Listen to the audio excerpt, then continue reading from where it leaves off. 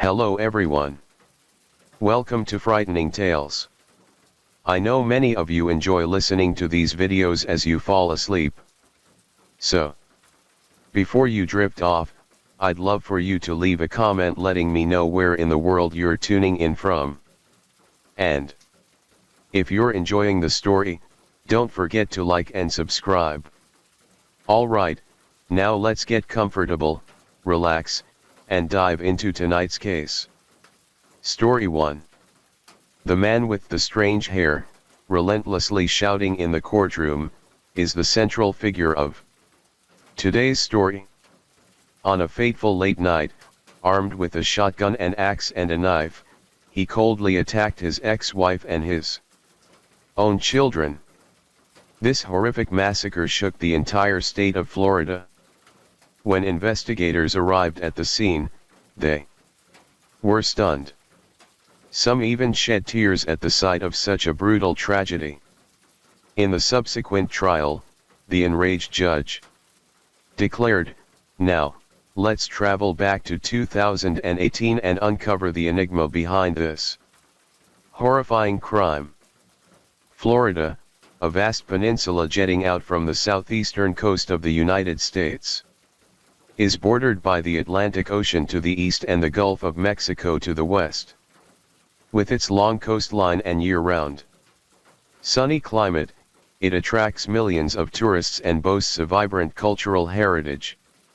The name Florida comes from Spanish, meaning land of flowers. Bathed in perpetual sunlight, the state is also nicknamed the Sunshine State. But beneath its radiant beauty, there are sometimes dark and tragic corners. The story we're about to tell is one of the most horrific tragedies to ever unfold here. On the night of March 18, 2018, at 11:43 p.m., the emergency line at the Hillsborough County Sheriff's Office in Florida rang. The officer answering the call felt an immediate chill run through their body. But before they could make sense of the message, the call abruptly disconnected. With no clear information, an unsettling instinct told the officer that something horrific was happening out there. 6 minutes later, at 11:49 p.m., the phone rang again. This time, a man's voice came through. Unlike the first call filled with static, this one was eerily calm, almost unnaturally so. The man reported an emergency and provided an address: 13,248 Peck Lake Road. Without hesitation, the police dispatched a team to the scene. As the patrol cars pulled up to 13,248 Peck Lake Road, they sensed something was terribly wrong. Flames were erupting violently from inside the house. The fire spread rapidly, consuming everything in its path. Firefighters arrived just in time, scrambling to deploy their team. But before they could even attempt to extinguish the blaze, another horrifying sight stopped them in their tracks.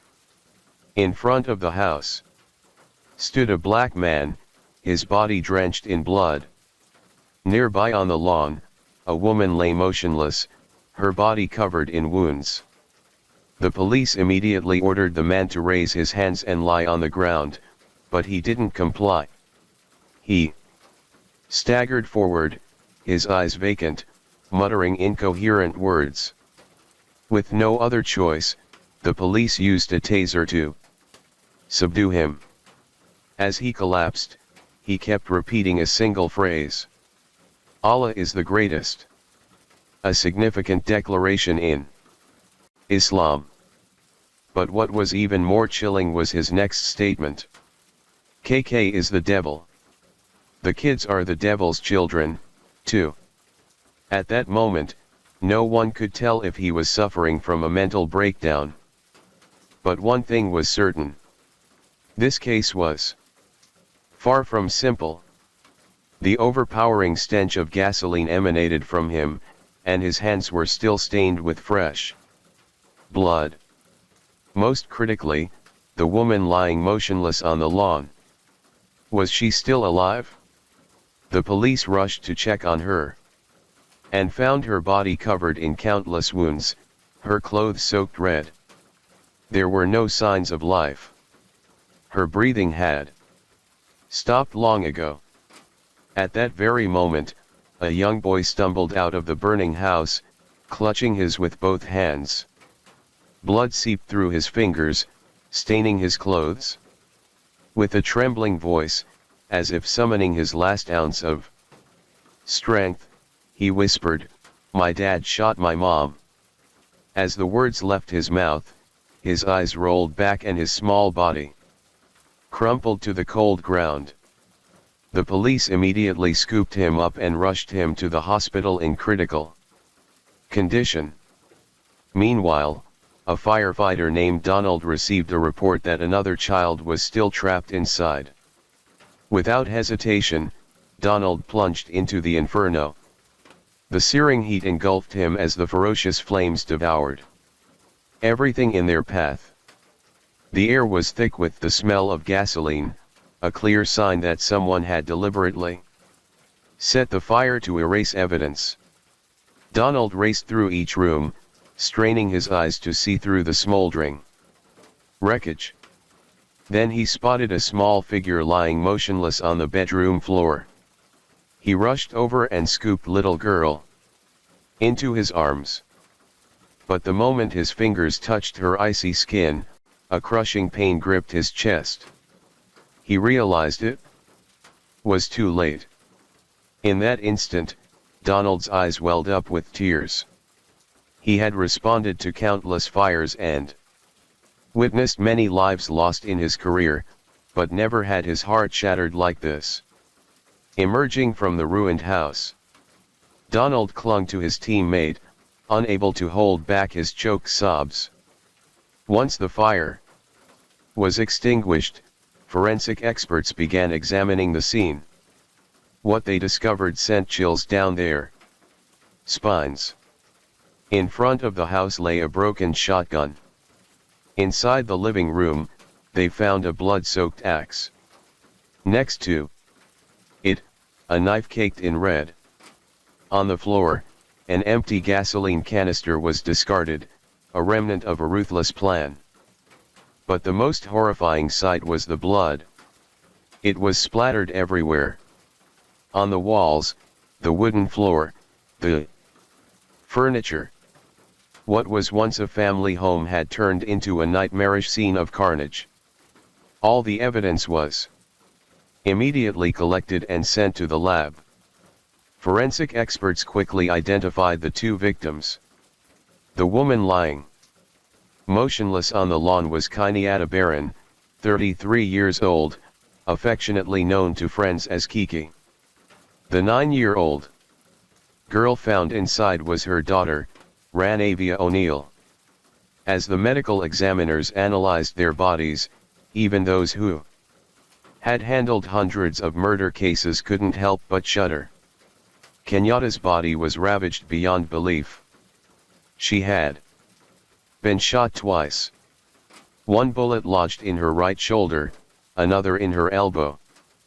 But those weren't the cause of her death. The left side of her head was covered in bruises and scratches. Her skull fractured in 6 or 7 places. Several teeth were broken. The cause of death was determined to be severe trauma from a blunt object. Her entire body bore countless wounds, a stark testament to the nightmare she endured before taking her last breath. If what Kenyatta suffered was already cruel, what happened to Ranavia was even more agonizing. The 9-year-old had been repeatedly struck on the head with a sharp object identified as an axe. No one could bear to imagine what she went through. From the firefighter who found her to the forensic experts who examined her wounds, they all couldn't hold back their tears. This wasn't just a murder. It was a brutal, inhumane act of torture. That shook the Florida community to its core. Though the tragedy had already unfolded and blood had stained the house, a glimmer of hope emerged from the ashes. Ronnie O'Neill, I-4, Kenyatta's 8-year-old son. The boy who had stumbled out of the burning house, was still alive. His small body was covered in wounds, cuts on his arms, face, and chest, deep gashes on his stomach. Over 25% of his skin severely burned. He had lost so much blood that his life hung by a thread. Doctors initially believed his chances of survival were nearly zero. How could a child with such injuries possibly endure? But against all odds, a miracle happened. After multiple emergency procedures with an extraordinary will to survive, the boy defied death in an unbelievable way. In October 2017, while wandering the streets, Ronnie suddenly became the target of an unknown gunman. He was shot in broad daylight, blood pooling around him. But fate wasn't ready to end his story there. Ronnie was rushed to the hospital and survived. After his discharge, he found himself abandoned. His family turned their backs on him and his new girlfriend wanted nothing to do with him. With nowhere left to turn, Ronnie reached out to the woman he had once discarded, Kenyatta. Kenyatta was a compassionate woman. Though she no longer had feelings for Ronnie and knew he was an irresponsible man, she couldn't turn a blind eye.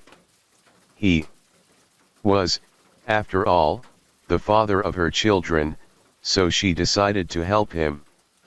She opened her door, welcoming her ex-partner back into her home, caring for him in his time of need. But Kenyatta could never have imagined that her act of kindness would mark the beginning of a horrific tragedy. A gesture of goodwill led to a devastating end for her and her children.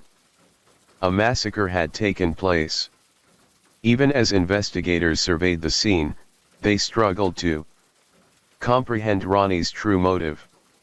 How could he be so cruel as to kill his own children? Kenyatta had saved him when he had no one else.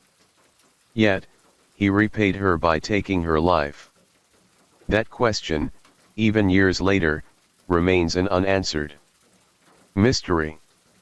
During the investigation, the police found a key witness, James Gray, the fiancé of one of Kenyatta's neighbors. According to James, on the night of the incident, he was resting at home when he overheard a heated argument coming from the neighboring house. The voices were so loud they pierced through the walls, impossible to ignore. Curiosity got the better of him, and he stepped outside, opening his front door. At that moment, he saw two shadowy figures standing silently in front of Kenyatta's house. A sense of unease washed over him. He moved closer and was horrified to find Kenyatta lying motionless on the ground right on her doorstep. Beside her stood Ronnie, looming like a ghost. In the dim light, James saw Ronnie dragging Kenyatta's arm, while clutching a long object in his other hand.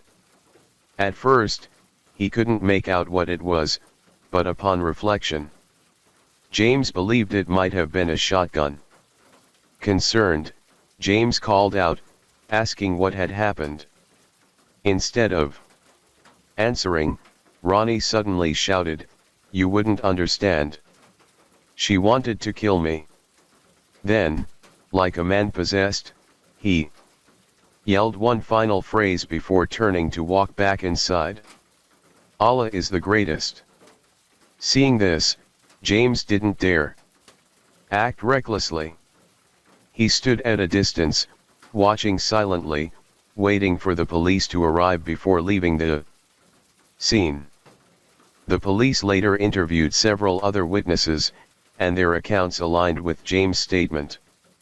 Neighbors confirmed that Kenyatta's home had always been quiet and harmonious. But ever since Ronnie moved in, everything changed. Fierce arguments became a regular occurrence. The sounds of shouting and objects being smashed were so frequent that many feared violence could erupt at any moment. On that fateful day, their fears became reality. What the police uncovered at the scene was even more chilling than the witnesses' testimonies. They found a blood-soaked axe. Forensic analysis revealed that the traces on it primarily belonged to Ron Na. The wounds on her body perfectly matched the axe's blade, confirming it as the primary weapon that took her life. The second weapon they discovered was a heavily damaged shotgun, showing signs of deliberate destruction.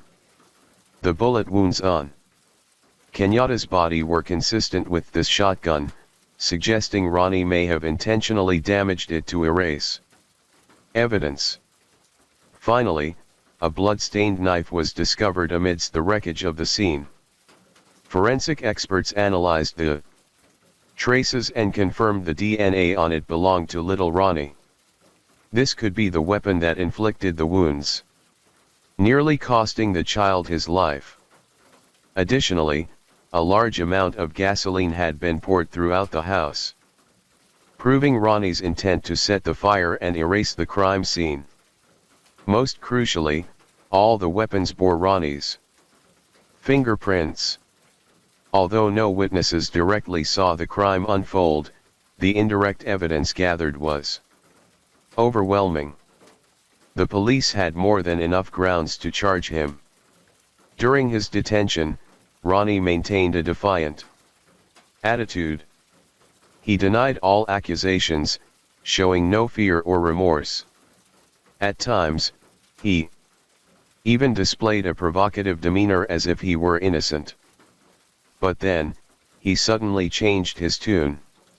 One day, Ronnie unexpectedly agreed to cooperate.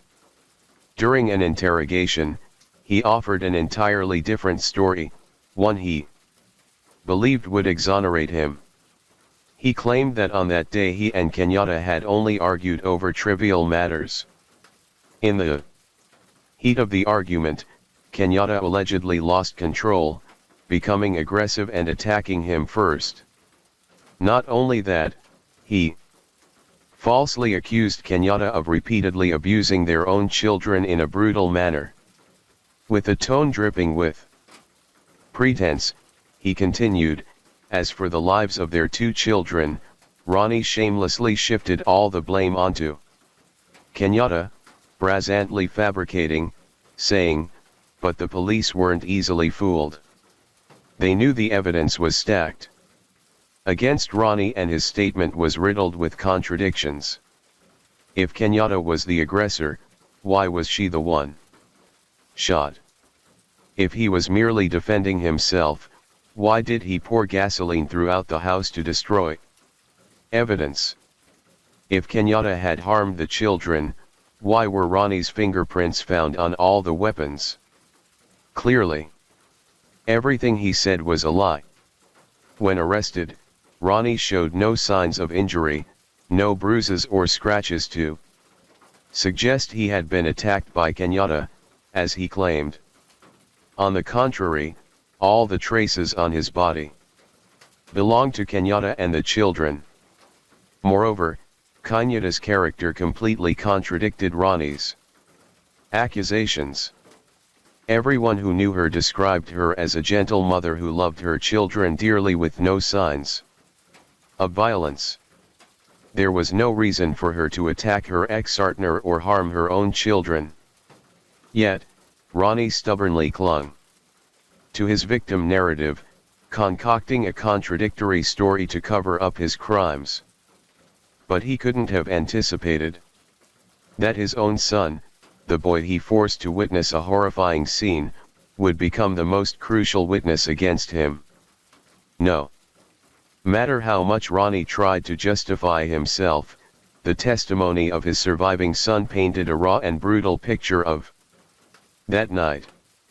The police listened to little Ronnie's account in heavy silence. Each word from the boy cut through the air like a knife, sending shivers down everyone's spine. That night, I was sleeping when I woke up to the sound of my parents arguing. They were fighting fiercely about religion. Then I heard a loud crash. I got scared and opened my door to look. That's when I saw my dad holding a shotgun, pointing it straight at my mom. When Mom saw me, she yelled for me to go back to my room and she ran into Ranavia's room to hide. But Dad didn't stop. He chased after her. Mom was so scared she hid in the closet. Then Dad turned to me, made me stand in the hallway outside the room, and forced me to shout, "Allah is the greatest." I was terrified, so I did what he said. While I was still shaking, a gunshot suddenly rang out from the room. Mom stumbled out, blood pouring everywhere. But Dad didn't stop. He grabbed my hand, put it on the gun, and forced me to pull the trigger on Mom. I was so scared, I didn't dare do anything. Mom was badly hurt, but still tried to run outside. I thought Dad would let her go, but he chased her to the door with the gun. Then another shot rang out. A while later, Dad came back, but this time he wasn't holding the gun anymore. He had an axe. He went into Ranavia's room, dragged her into the hallway. She was screaming and begging. But Dad didn't care. He swung the axe at Ronovilla over and over. During his detention, Ronnie maintained a defiant attitude. He denied all accusations, showing no fear or remorse. At times, he even displayed a provocative demeanor as if he were innocent. But then, he suddenly changed his tune. One day, Ronnie unexpectedly agreed to cooperate. During an interrogation, he offered an entirely different story, one he believed would exonerate him. He claimed that on that day, he and Kenyatta had only argued over trivial matters. In the heat of the argument, Kenyatta allegedly lost control, becoming aggressive and attacking him first. Not only that, he falsely accused Kenyatta of repeatedly abusing their own children in a brutal manner. With a tone dripping with pretense, he continued, "I didn't mean to hurt her. I just used too much force and accidentally caused her death. I had no choice but to defend myself."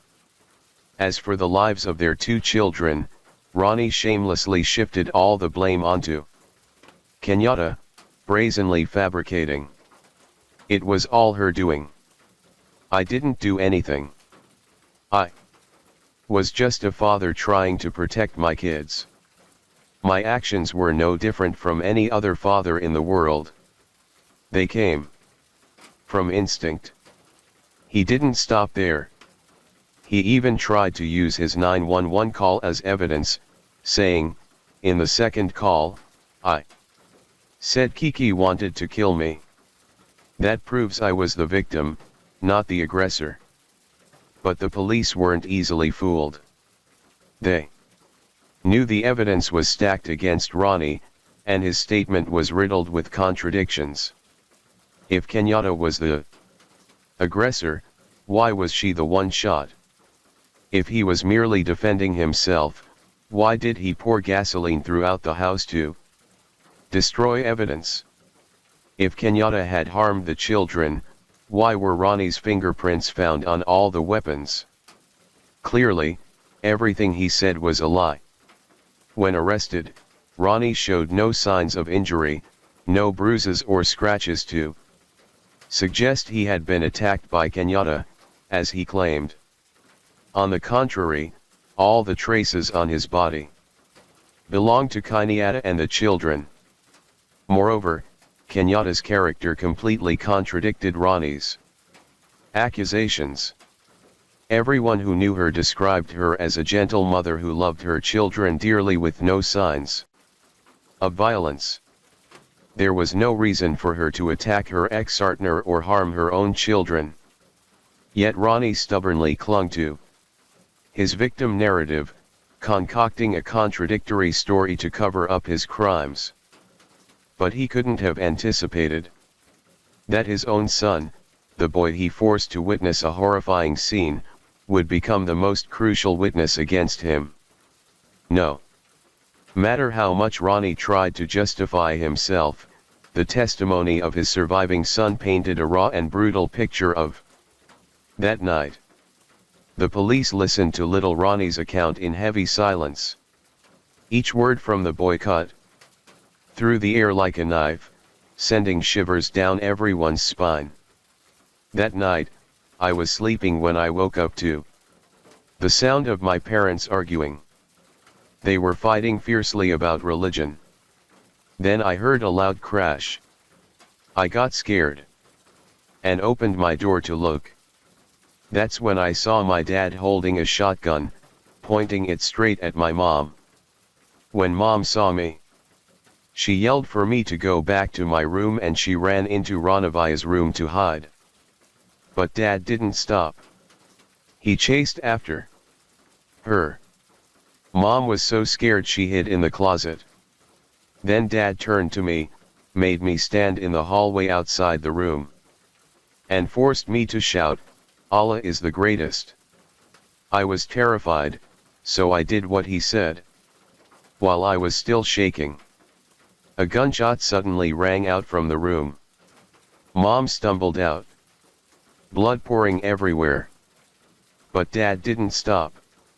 He grabbed my hand, put it on the gun, and forced me to pull the trigger on Mom. I was so scared.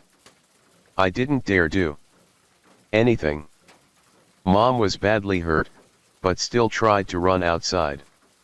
I thought Dad would let her go, but he chased her to the door with the gun. Then another shot rang out. A while later, Dad came back, but this time he wasn't holding the gun anymore. He had an axe. He went into Ranavia's room, dragged her into the hallway. She was screaming and begging. But Dad didn't care. He swung the axe at Ronovilla over and over. Little Ronnie broke off, choking on his words, tears streaming down his young face. Trembling, he couldn't continue. But even this much was enough for the police to piece everything together. The boy's testimony was the final hammer blow to the case. The details matched the crime scene perfectly, from the locations of the wounds to the discarded weapons, proving an undeniable truth. Ronnie was the perpetrator. After committing this horrific crime, Ronnie took his cruelty to the extreme. He began to set the house ablaze, turning it into a raging inferno. He used tissues and clothing as kindling, then doused the place with gasoline. But that wasn't enough. As the fire spread, he turned on his own son. Before little Ronnie could react, he was struck hard in the stomach. In pain and panic, the boy tried to flee to the kitchen, hoping to find safety. But Ronnie didn't relent. He grabbed the knife and charged, plunging it straight into his son's stomach. By then, the flames had reached the boy. The searing pain of the burns mixed with the agony of the stab wounds blurred his vision. The world spun around him, then faded to black.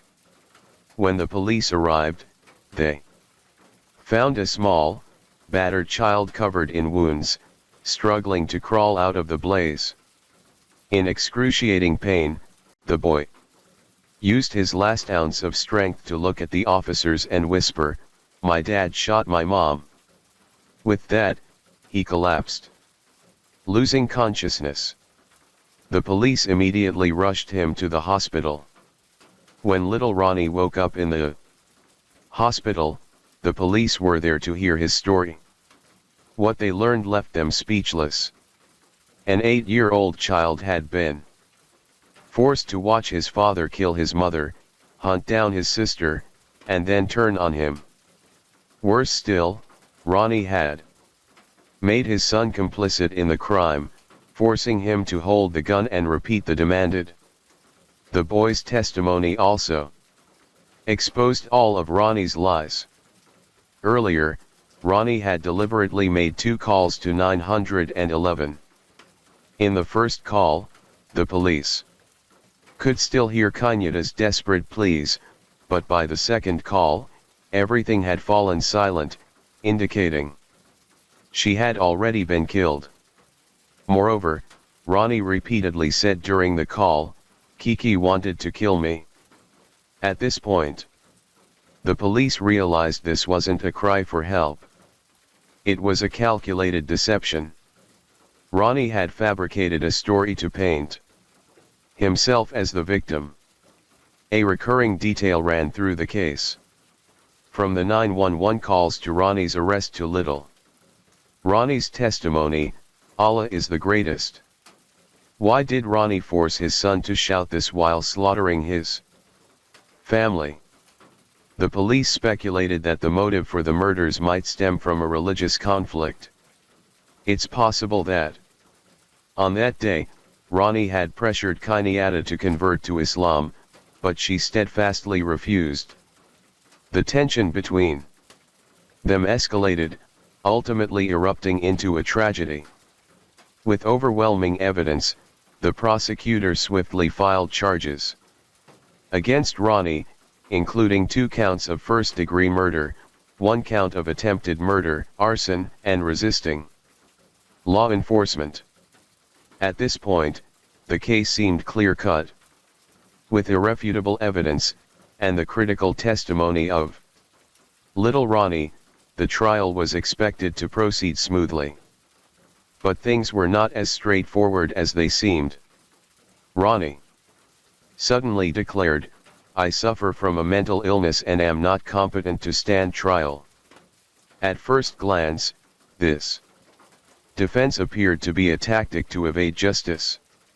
However, upon examining his past, some began to question whether there might be truth to his claim. Ronnie had been abused as a child and later survived a shooting in a separate incident. A psychologist, Dr. Mlin, evaluated him and confirmed that Ronnie indeed suffered from post-traumatic stress disorder, PTSD. This diagnosis could potentially alter the entire trajectory of the case. Individuals with PTSD can sometimes react violently when they feel threatened, even if the threat isn't real. If Ronnie committed the crime in a state of mental distress triggered by trauma, the law might consider a lighter sentence. Was Ronnie truly a man plagued by psychological wounds from his past? Or was this merely a facade to escape accountability for his crimes? After a thorough investigation, the court found Dr. Mlin's conclusion unreliable. She had never directly interviewed Ronnie, relying solely on one-sided accounts from his family to make her assessment. Consequently, the court rejected her evaluation, refusing to recognize it as valid evidence in the case. Furthermore, there was no evidence linking Ronnie's PTSD to the crimes he committed. On the contrary, his actions demonstrated clear premeditation. After killing Kenyatta, he deliberately called 911, fabricated a story to portray himself as the victim, targeted the only witness, his own son, and set the house ablaze to destroy all evidence. If he were truly out of control due to a mental condition, could he have planned everything so meticulously and coldly? Ultimately, after evaluations by other psychologists, the court concluded that Ronnie was fully competent to stand trial. Yet, instead of showing fear or remorse, Ronnie displayed blatant arrogance. He refused to hire a lawyer, insisting on representing himself. The judge repeatedly warned him that this was an unwise decision, potentially costing him important legal rights during the trial. But Ronnie didn't care. Like other brazen criminals, he was confident in his oratory skills, believing his sharp words could turn the tide in his favor. However, reality proved that such individuals often dig their own graves. This decision led to a grim irony. Ronnie was forced to confront his own son, the child he had once tried to kill. On June 16, 2021, the trial officially began. From his opening statement, Ronnie exhibited clear signs of instability and chaos. His words were incoherent, lacking logic. He incessantly denied all charges, proclaiming his innocence while loudly accusing the prosecution of fabricating a case to frame him. He claimed his son was traumatized after witnessing the crime scene, rendering his testimony unreliable. He further alleged that forensic experts had tampered with evidence, adding wounds to Kanyata's body to incriminate him. At one point, he audaciously declared that the police had staged the entire 911 call to manipulate the case. His outlandish claims left the courtroom momentarily silent in disbelief. But Ronnie pressed on loudly, proclaiming, "The evidence I present will show we're living under a corrupt government." No one believed him. Then the trial reached its most critical moment. Ronnie's cross-examination of his son. Throughout the questioning, Ronnie relentlessly tried to make his son's testimony appear inconsistent. He insisted the boy hadn't seen him commit the crime. But as the dialogue between father and son unfolded, the truth was laid bare in a harrowing manner. When Ronnie asked if he had harmed him, the boy replied that his father had stabbed him in the stomach with a knife, silencing the courtroom. The cross-examination lasted over an hour. Although the boy didn't directly witness his father pull the trigger on his mother during the time of the crime, only the two of them were in the house, and he had seen his father chase his mother with a shotgun. This time, Ronnie couldn't deflect or deny the truth. Realizing he had no way out, he was forced to admit his crimes. In his closing statement, he coldly declared, "I did in fact kill Kenyatta." Remarkably, even when facing his sentence, he maintained his arrogance, boldly stating in court, "I won't apologize for things I didn't do, and I won't apologize for things I did do." Without a shred of remorse or regret, Ronnie remained defiant and cold until the very end.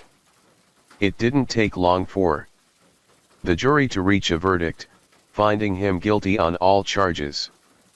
On July 23, 2021, the court sentenced him to 3 consecutive life sentences without parole, plus an additional 90 years in prison. This meant he would never have the chance to walk free again.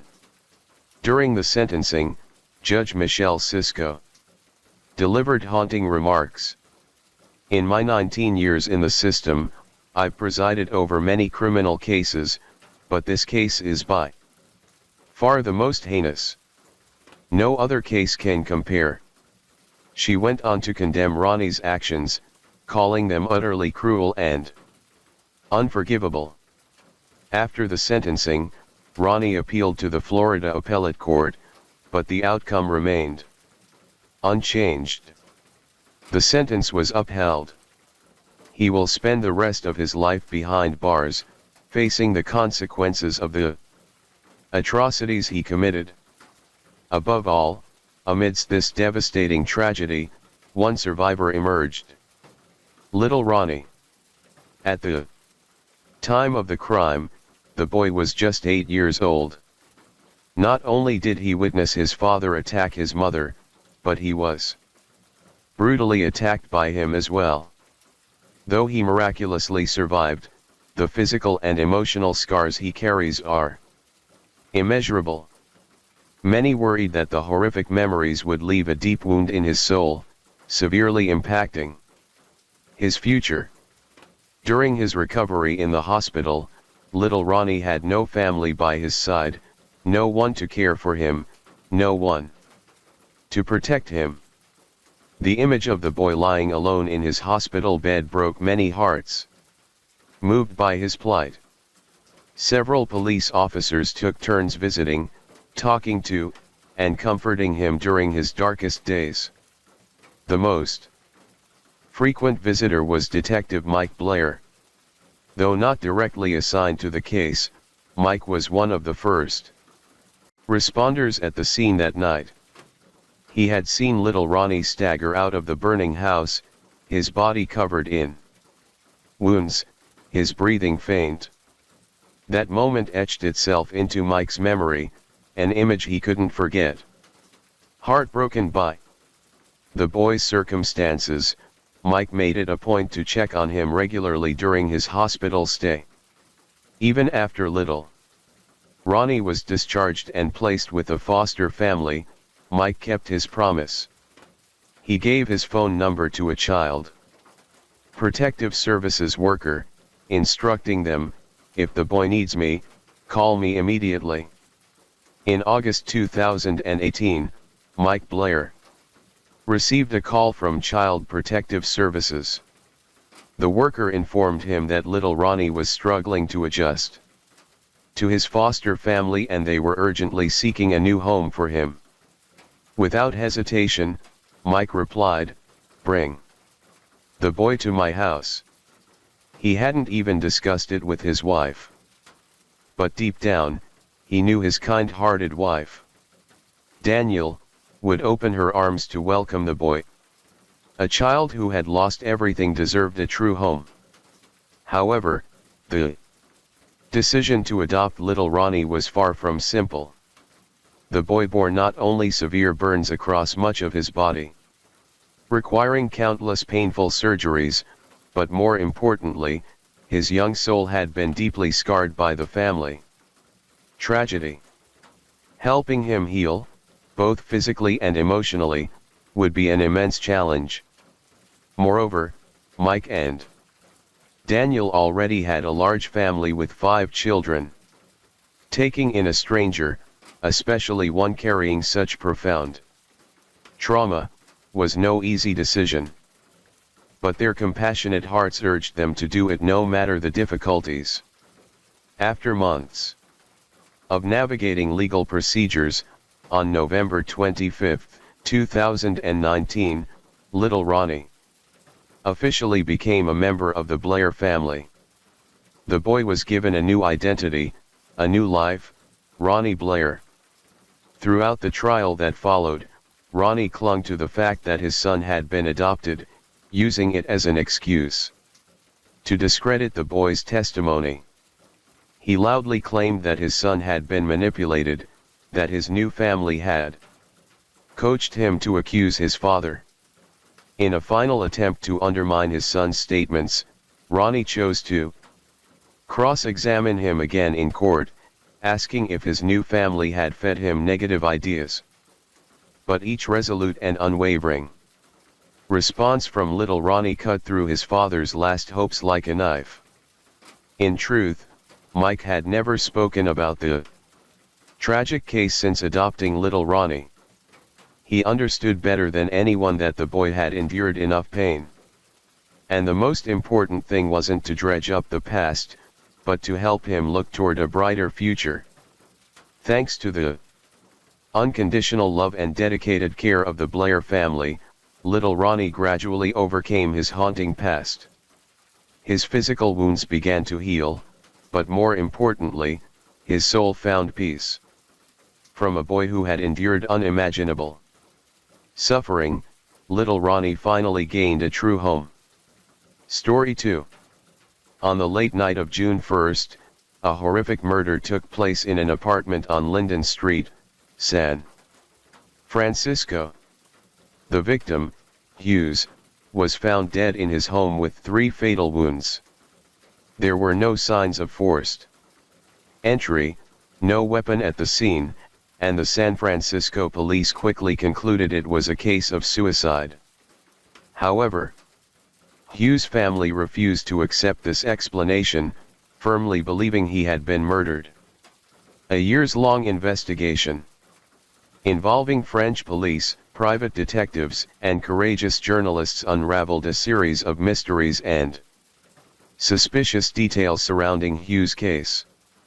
This is a story of delayed justice, tangled relationships, and a family's relentless pursuit of the truth. What really happened on that fateful night? Who was behind this crime? Now, let's delve deeper into the details of this incident. It was Friday, June 1, 2007 in the Hayes Valley area of San Francisco Bay. That day, Hughes, a 36-year-old man affectionately nicknamed Brother Hughes by his friends, was brimming with joy. He had just been promoted and received a raise at Leapfrog, the gaming company where he worked as the lead audio engineer. Hughes was known for his humor, always bringing laughter to those around him. Around 10:30 p.m., Hughes and his friends headed to Underground SF, a bar in downtown San Francisco. They raised their glasses, sang, and danced, savoring the weekend's joy. Amid the lively music and flashing lights, a photo captured Hughes in the heat of the moment on the dance floor, wearing a cap, a watch, and holding a drink. No one could have imagined it would be the last photo of him alive. By 2 a.m., the bar closed, and the group reluctantly parted ways. Hughes, a single man full of energy, told his friends he'd continue the night with a beautiful woman he'd met. Before leaving, he reminded everyone about their motorcycle ride planned for Saturday morning. Under the night sky, his friends waved goodbye. Hughes walked back alone to his apartment at 462 Linden Street, just a 10-minute stroll from the bar. The next morning, at 8:10 a.m., Carl, a neighbor in the same building, was about to head out when he suddenly noticed bloodstains smeared across the front steps near the fence. A chilling premonition gripped him. In a panic, Carl quickly pulled out his phone and dialed 911. The San Francisco Police Department, SFPD, arrived swiftly at the scene. They followed a trail of blood up the stairs to apartment 462. The doorknob was covered in blood. Despite their persistent knocking, there was no response from inside. Left with no choice, they went around to the back of the apartment, broke down the door, and entered. Inside, a sharp metallic stench filled the air. The room was in chaos. Shattered wine glasses, a toppled TV, tangled cords, and blood splattered everywhere. Desperate scratch marks marred the walls and door. Hughes lay slumped against the bedroom wall in a pool of dried blood. He was no longer alive. Based on the body's temperature, the preliminary coroner's report estimated the time of death to be between 2:30 a.m. and 3 a.m., just an hour after he left the bar. Only an hour earlier, he had been laughing and chatting with friends, and now he lay there in a tragic state. What had happened? Hughes' sudden death left his friends in shock, including his ex-girlfriend, Melissa Nix. Though she was in Washington, she immediately booked a red-eye flight to San Francisco. Hughes, a Frenchman working for an American company, had been deeply cherished. Early the next morning, on the other side of the globe, his parents were jolted awake by the incessant ringing of the phone. Groggy, they answered, only to hear Melissa's choked voice. Hughes is gone. Those few words struck like a bolt of lightning, plunging the elderly couple into an abyss of grief. Their world seemed to collapse. Overwhelmed by sorrow and confusion, they had no time to process the news. Hastily packing their bags, they set off for the United States. Meanwhile, the San Francisco police were facing a challenge. The Bay Area was no stranger to bizarre cases, but none had stumped them quite like Hughes. First, both the front and back doors of the apartment were locked from the inside. The keys were still in the room. The windows were shut tight with no signs of tampering before the police broke in. The apartment was essentially a perfectly sealed space. The incident occurred in the early hours, yet the lights in the apartment were off. Leftover food sat untouched on the kitchen counter. All evidence suggested no strangers were in the apartment at the time of the incident. Furthermore, Hughes' belongings were intact. His phone, laptop, and wallet remained in place. In his pocket were his car keys, driver's license, and $80 in cash. The police checked receipts and confirmed nothing was missing. Clearly, this wasn't a robbery turned murder. Inspecting the scene, investigators noted the covered in blood and bloody shoe prints. However, all the prints belonged to Hughes. The patterns on the saws were distinct with no signs of a struggle or scuffle. It appeared as though Hughes had been moving around the apartment on his own. Following the footprints, investigators noticed a trail of tiny blood droplets amidst the larger smears. These droplets stretched from the front door down the hallway, through the kitchen and living room, and stopped where Hughes had collapsed. The droplets were perfectly round with no streaks, indicating the blood had fallen straight down in a calm manner. In other words, Hughes had moved through the apartment very slowly, as if struggling in his final moments. The autopsy began at 4:10 p.m. The victim was approximately 5 feet 9 inches in tall and weighed 176 pounds. He was a Caucasian man with brown hair, showing signs of a receding hairline. Hughes' hair was about 4 in long. In life, he had undergone a circumcision procedure. These details would later prove relevant to the case. Hughes had 3 major wounds, all on the left side of his body. He had been stabbed once in the abdomen, once in the chest, and once in the neck with a sharp object. His left lung was pierced, and the neck wound was the most severe, severing an artery, and causing acute blood loss. This was the fatal blow. Hughes had collapsed on the floor, a bruise on his forehead, his arms slightly raised. There were scratches on his forearms, and the watch strap on his right wrist was broken, lying beneath him. Most curiously, his left hand was tightly clutching a tuft of curly black hair, more than 10 strands, each less than 2 in long. This was unmistakably a murder. However, as the investigation deepened, the direction of the inquiry grew perplexing. While examining Hughes' personal belongings, the police discovered he wasn't just an ordinary office worker. He had an artistic soul with a passion for reading and writing. In his notebook, a neatly written quote stood out. "Live as if you were to die tomorrow." Learn as if you were to live forever. This famous saying, popularized by Mahatma Gandhi, caught the police off guard. Die tomorrow. Could Hughes have taken his own life? In reality, the police fixated on this phrase while overlooking its deeper meaning.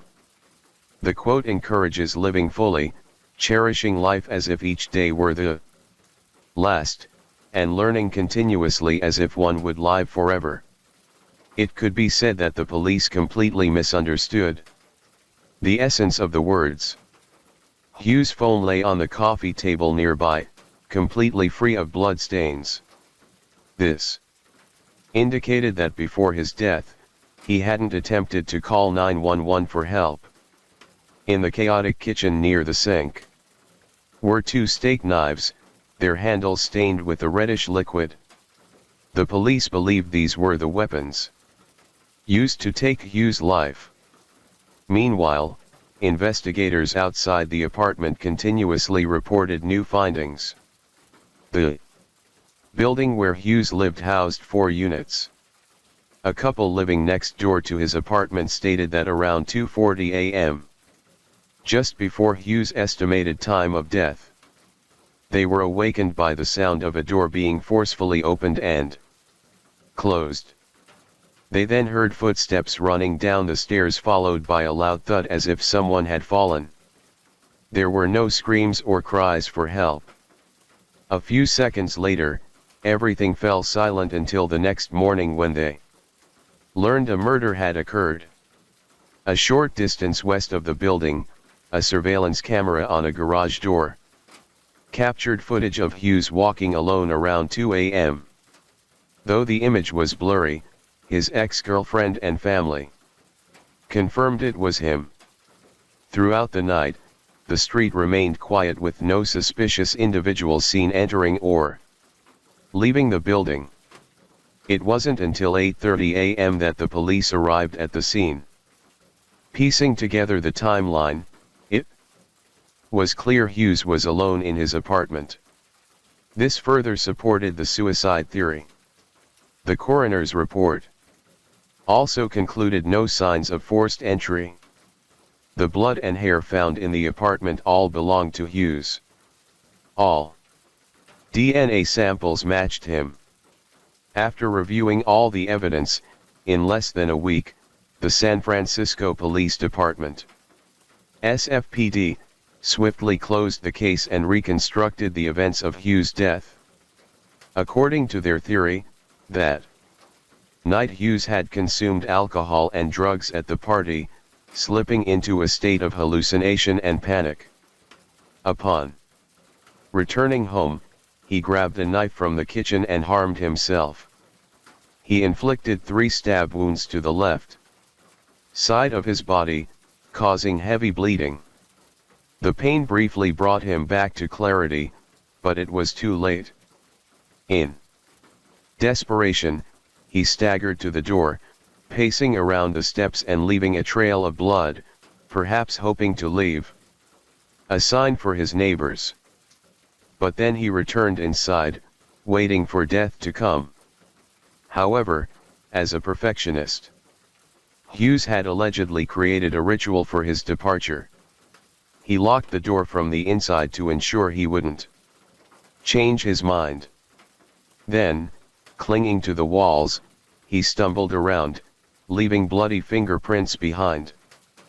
Finally, he chose a dramatic spot to collapse.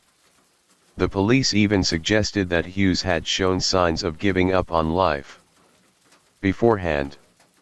The Gandhi quote they claimed was his suicide note, missing only a signature and the words, "This is my suicide note."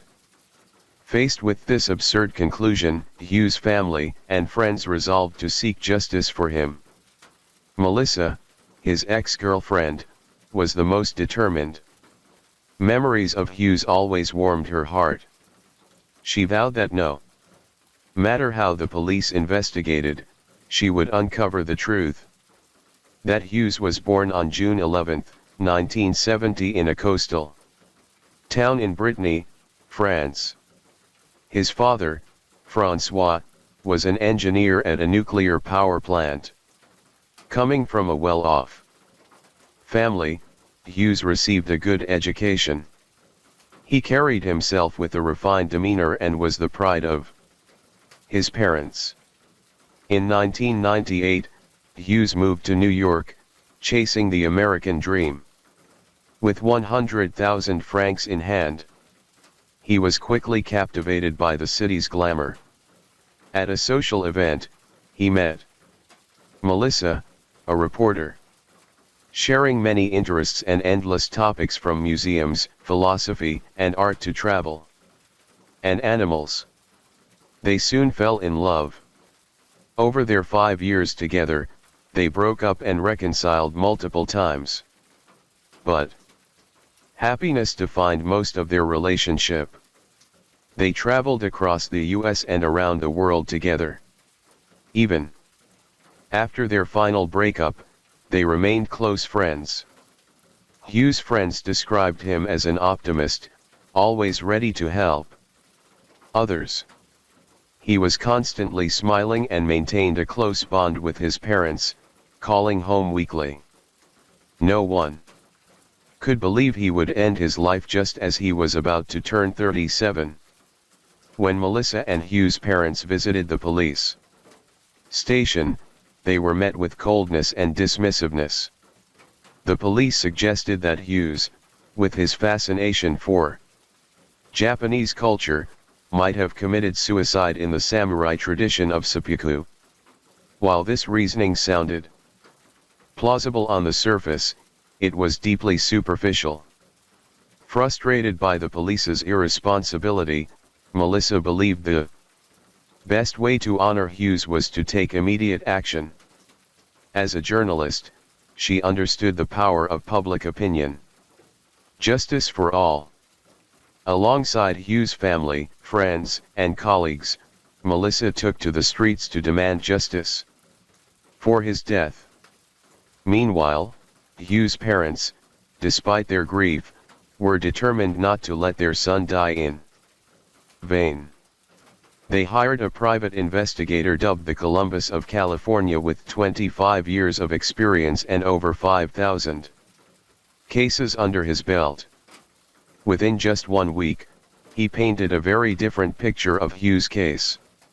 This picture of Hughes' life almost entirely contradicted the police's suicide conclusion. Hughes was an audio engineer earning over $70,000 annually. He was cheerful, humorous, passionate, and loved exploring. He saved monthly with nearly $100,000 in his account, aiming to buy a house in Argentina. 2 weeks before the incident, Hughes had been promoted and received a raise. That night, he went to the bar to celebrate with friends. Before leaving, he reminded his best friend about their motorcycle ride the next day. That weekend, he had also planned to meet a fellow French friend in California. A vibrant, life-loving young man with a bright future like Hughes had no reason to abandon his life. However, the private investigator began uncovering some of Hughes' secrets. After his breakup with Melissa, Hughes had let himself go. He became a playboy, uninterested in stable relationships, instead indulging in fleeting romantic encounters. Social media and adult websites became his tools. Friends tried to advise him, but he brushed them off. Continuing his promiscuous lifestyle, chasing thrills and pleasure. On the night of the incident, as he parted ways with his friends at the bar, Hughes excitedly mentioned he'd find a beautiful woman to spend the night with. To heighten the excitement, he also used drugs, which connected him to some unsavory characters. The investigator, familiar with the area, knew that Linden Street often attracted sex workers, drug dealers, and criminal gangs late at night. Hughes might have gotten entangled in a deal or made enemies, leading to a retaliatory attack. Yet, according to the security footage, Hughes returned home alone with no signs of being followed. The investigators' instincts told him there was still a hidden secret, a crucial clue yet to be found. While the investigator was digging deeper, he received the coroner's report from the San Francisco police and was utterly stunned by its absurdity. First, the report showed that aside from alcohol, Hughes had no traces of drugs in his system. Without drugs, how could he have hallucinated and stabbed himself? Second, the steak knives had no blood on their blades, only a faint red mark on the handles. Moreover, the report was riddled with gaps. Hughes' father, Francois, voiced his skepticism. Hughes' height was 6 feet, not 5 feet 9 inches in. He had never undergone circumcision. Hughes was also a karate enthusiast with a strong physique. If attacked, he would have fought back. In his left hand, he clutched a tuft of black hair that wasn't his own. Yet, the coroner hadn't tested its DNA. After examining the scene, the investigator discovered a blind spot in the surveillance camera's coverage. The camera only recorded from west to east, meaning it captured Hughes entering the building. If someone approached from the opposite direction, the camera wouldn't have recorded them. Based on crime scene photos, the investigator and Hughes' father proposed a theory. Hughes arrived home and for some reason opened the door. He encountered an assailant and was stabbed 3 times. During the struggle, he grabbed a tuft of the attacker's hair. Injured, he retreated inside and locked the door. Due to the neck wound, he couldn't cry for help. The assailant then climbed over the fence and fled. If this theory held, testing the blood stains on the front steps could provide a lead, but the police claimed they couldn't test them. No samples had been preserved. The fire department had washed down the scene to avoid alarming passers-by and the steak knives with no blood. The police offered a flimsy explanation. Perhaps Hughes, a clean freak, had wiped the knife clean, even as he lay dying. This reasoning drew sharp criticism from the media. Finally, in December 2007, the San Francisco police were forced to reclassify the case as a death of unknown cause. Some journalists pointed out that this could be a tragedy of a foreigner in America. Hughes being an outsider with no family or close relatives in the U.S. wouldn't cause significant repercussions with his death. More critically, at the time, the security situation in the San Francisco Bay Area was a major headache for the police. After the incident, due to a lack of manpower, the police hastily concluded it was a suicide or an undetermined death. This allowed the crime statistics to look better, avoiding any negative impact on the election campaigns of local politicians. Meanwhile, Hughes' parents, after returning to France, refused to give up. They hired a lawyer and brought the case to the High Court of Paris. A year later, a team of French investigators was dispatched to San Francisco to restart the investigation into Hughes' death. Hughes' mother noted that this was the first time foreign police had come to San Francisco to enforce the law. However, upon arriving in the U.S., the French police faced a cold reception from their American counterparts. The SFPD refused to hand over the case files. The detectives and forensic experts originally assigned to the case had since retired. Francois Hughes' father had to turn to the French embassy for assistance. After contacting authorities in Washington and receiving directives, the San Francisco police finally relinquished the documents. Only then could the French police begin their analysis. They interviewed over 50 people, recovered data from Hughes' computer and phone, and reconstructed his final hours. On the morning of June 1st, Hughes clocked in at work. He chatted with colleagues. At 5 p.m., he returned home.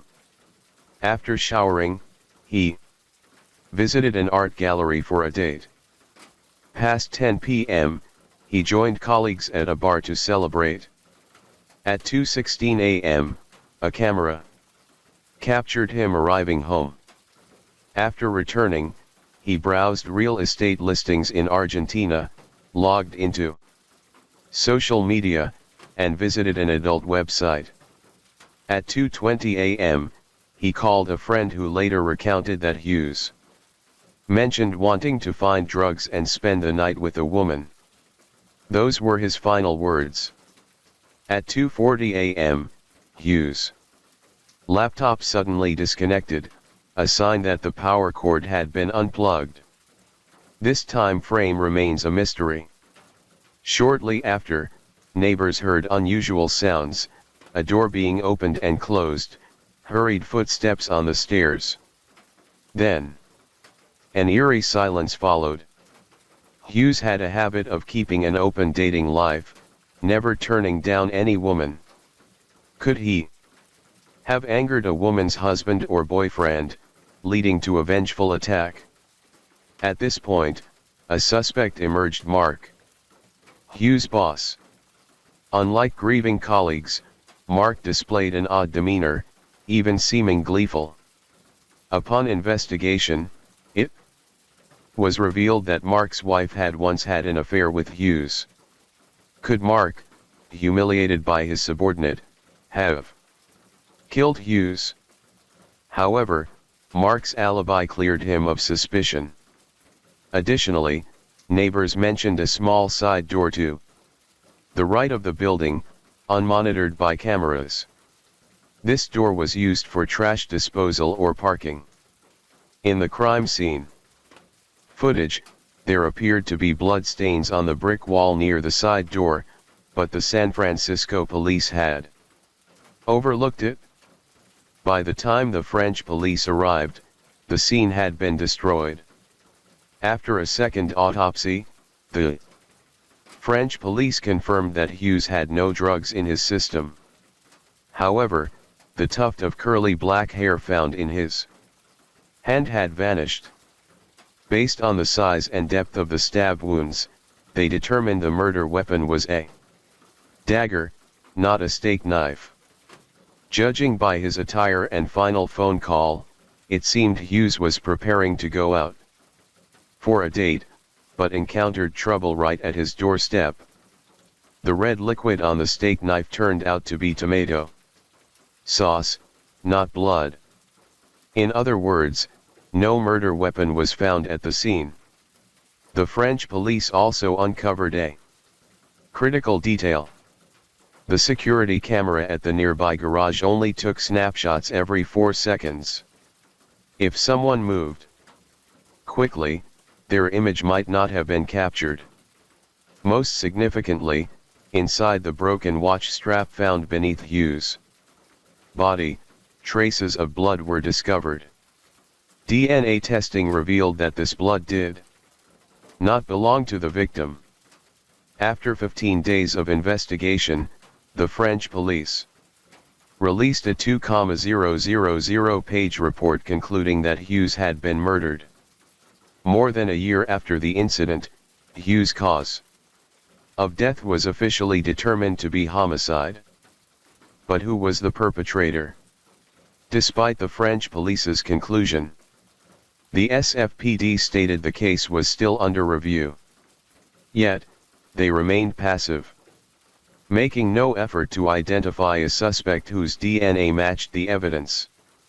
They claimed there wasn't enough evidence to compel anyone to provide a DNA sample.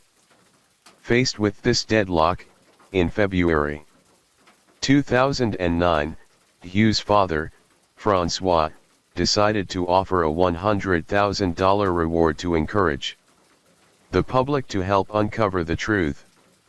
His flyers quickly spread across the streets of San Francisco. Another theory emerged: the perpetrator might be someone familiar with the area. The house on Linden Street had 2 floors, each with 2 apartments. On the first floor, Hughes lived in the apartment on the right, while a couple occupied the one on the left. On the second floor, Carl lived in the apartment on the right and Craig in the one on the left. After news of the reward spread, an anonymous caller pointed to Craig as a suspect, claiming he was erratic and capable of killing to silence a witness. The investigation revealed that Craig had once been a member of the notorious BCP crime gang involved in trafficking drugs, weapons, and other illegal dealings. Though Craig claimed to have reformed, he still carried a small knife, a remnant of his criminal past. Craig and Hughes had clashed heatedly over a parking spot. Neighbors confirmed hearing a fiery argument from Craig's apartment filled with death threats and terrified screams. Francois, Hughes' father, had met Craig and found him friendly.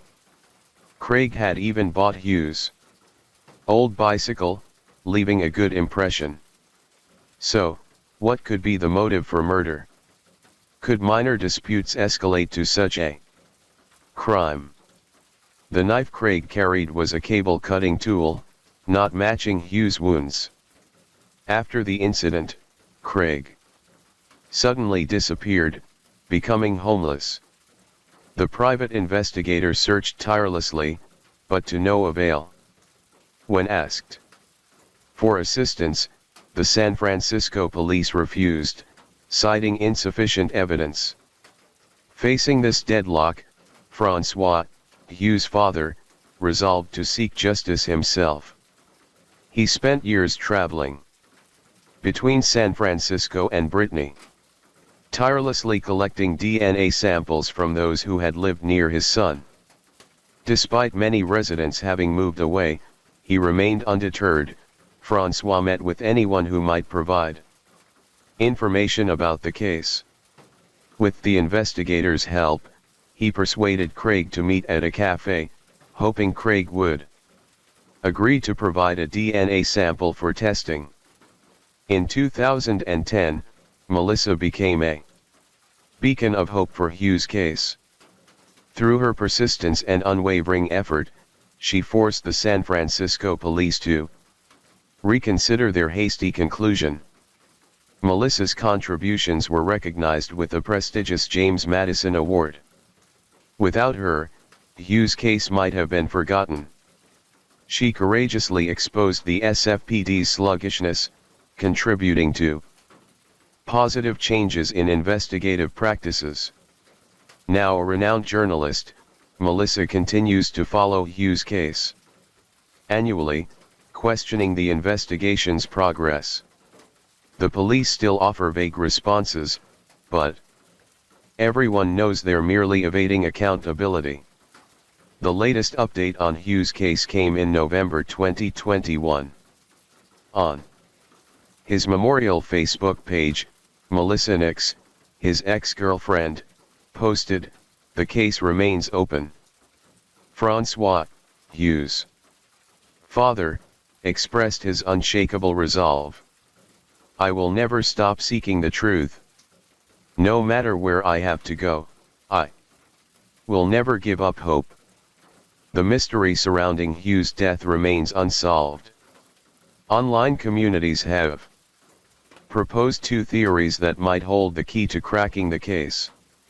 The first theory: Hughes was killed during an illegal drug deal. Motives for murder often stem from romance, money, or revenge. A romantic motive lacks evidence, and a financial motive seems unlikely. Hughes had no clear enemies. The most plausible scenario is a Settling of scores between Hughes and drug dealers. Hughes was known to occasionally use drugs. On the night of the incident, he told friends he was looking for something to heighten his excitement. The area where Hughes lived was a hub for drug trafficking gangs who were well versed in the terrain and skilled at evading camera surveillance. According to Francois, the lights in Hughes' apartment were still on after he returned home, possibly signaling a drug deal. A dealer arrived, but instead of a transaction, a dispute erupted, leading to Hughes' death. The killer escaped through a camera-free route while Hughes collapsed inside. The second theory, a mistaken assassination linked to Craig. Given Craig's dark past and tangled connections, he might have been targeted. The perpetrators, familiar with the building and the camera's blind spots, set an ambush. But Hughes became the victim. They may have entered the wrong apartment or killed him to cover their mistake. In the darkness, Hughes could have been stabbed by mistake.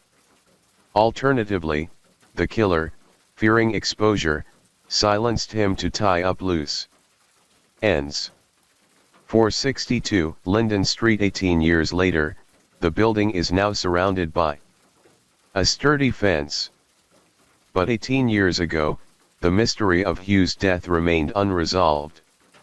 His loved ones continue their relentless pursuit of justice. Hughes' story, a reminder of life's fragility, deserves to be remembered forever. Over a decade has passed and the case has opened multiple investigative avenues, from romantic motives and personal conflicts to the possibility that Hughes was killed over drugs or became the victim of a mistaken attack. Yet no theory has enough evidence to close the case, leaving it an enduring mystery. And so today's video comes to an end. Hughes' case remains open, but serves as an important reminder about safety, especially for those living abroad in areas with poor security. Being cautious around strangers, avoiding going out late at night, and staying in touch with loved ones can help reduce risks. Story 3.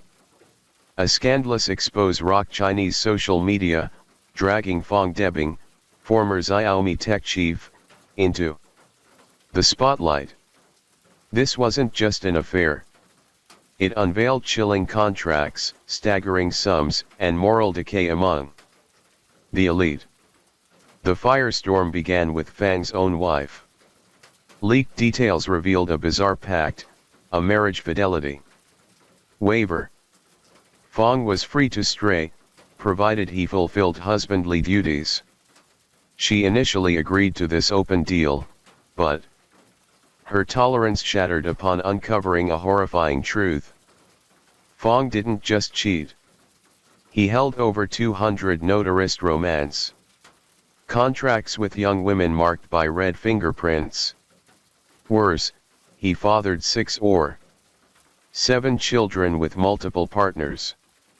This was the breaking point. Outraged, his wife exposed his double life and filed for divorce. One June night, in a quiet Shanghai apartment, Fong Debing's wife trembled as she held his phone. Intending to browse old photos, she stumbled onto a nightmare. His WeChat album brimmed with hundreds of compromising images. Phone cozying up to unfamiliar women, intimate in ways that would crush any spouse. The shock deepened. Digging further, she found a hidden folder with nearly 200 bizarre contracts stamped with Fang's and the women's red fingerprints. Each outlined stark transactions, love, and money, weighed on a ruthless scale. Her heart shattered. The marriage she thought was built on love was a facade for her husband's duplicitous life. That night, she gathered evidence, contracts, snapshots, shady chats, even the fidelity-free marriage pact she'd reluctantly signed pre-wedding. By dawn on June 24, 2025, she boldly posted the truth on Weibo. Her lengthy post paired with jaw-dropping images ignited a frenzy. Within hours, social media erupted. The hashtag Fonibing and 200 mistress contracts soared to the top. Netizens reeled comments flooding in. One quipped, 200 contracts? He's not keeping fish in a tank. He's got a whole pond. The metaphor went viral, spreading like wildfire. Overnight, Fong Debing's name dominated Weibo and forums dubbed a tech blockbuster too outrageous to believe. Fong, now 35, hails from Sichuan. Reports say he graduated from Zan Polytechnic University and joined Xiaomi in 2014. A gifted engineer, he climbed fast, becoming product director by 2019. Yet in 2024, he abruptly left Xiaomi, citing no clear reason, only boasting he'd achieved financial freedom at 28.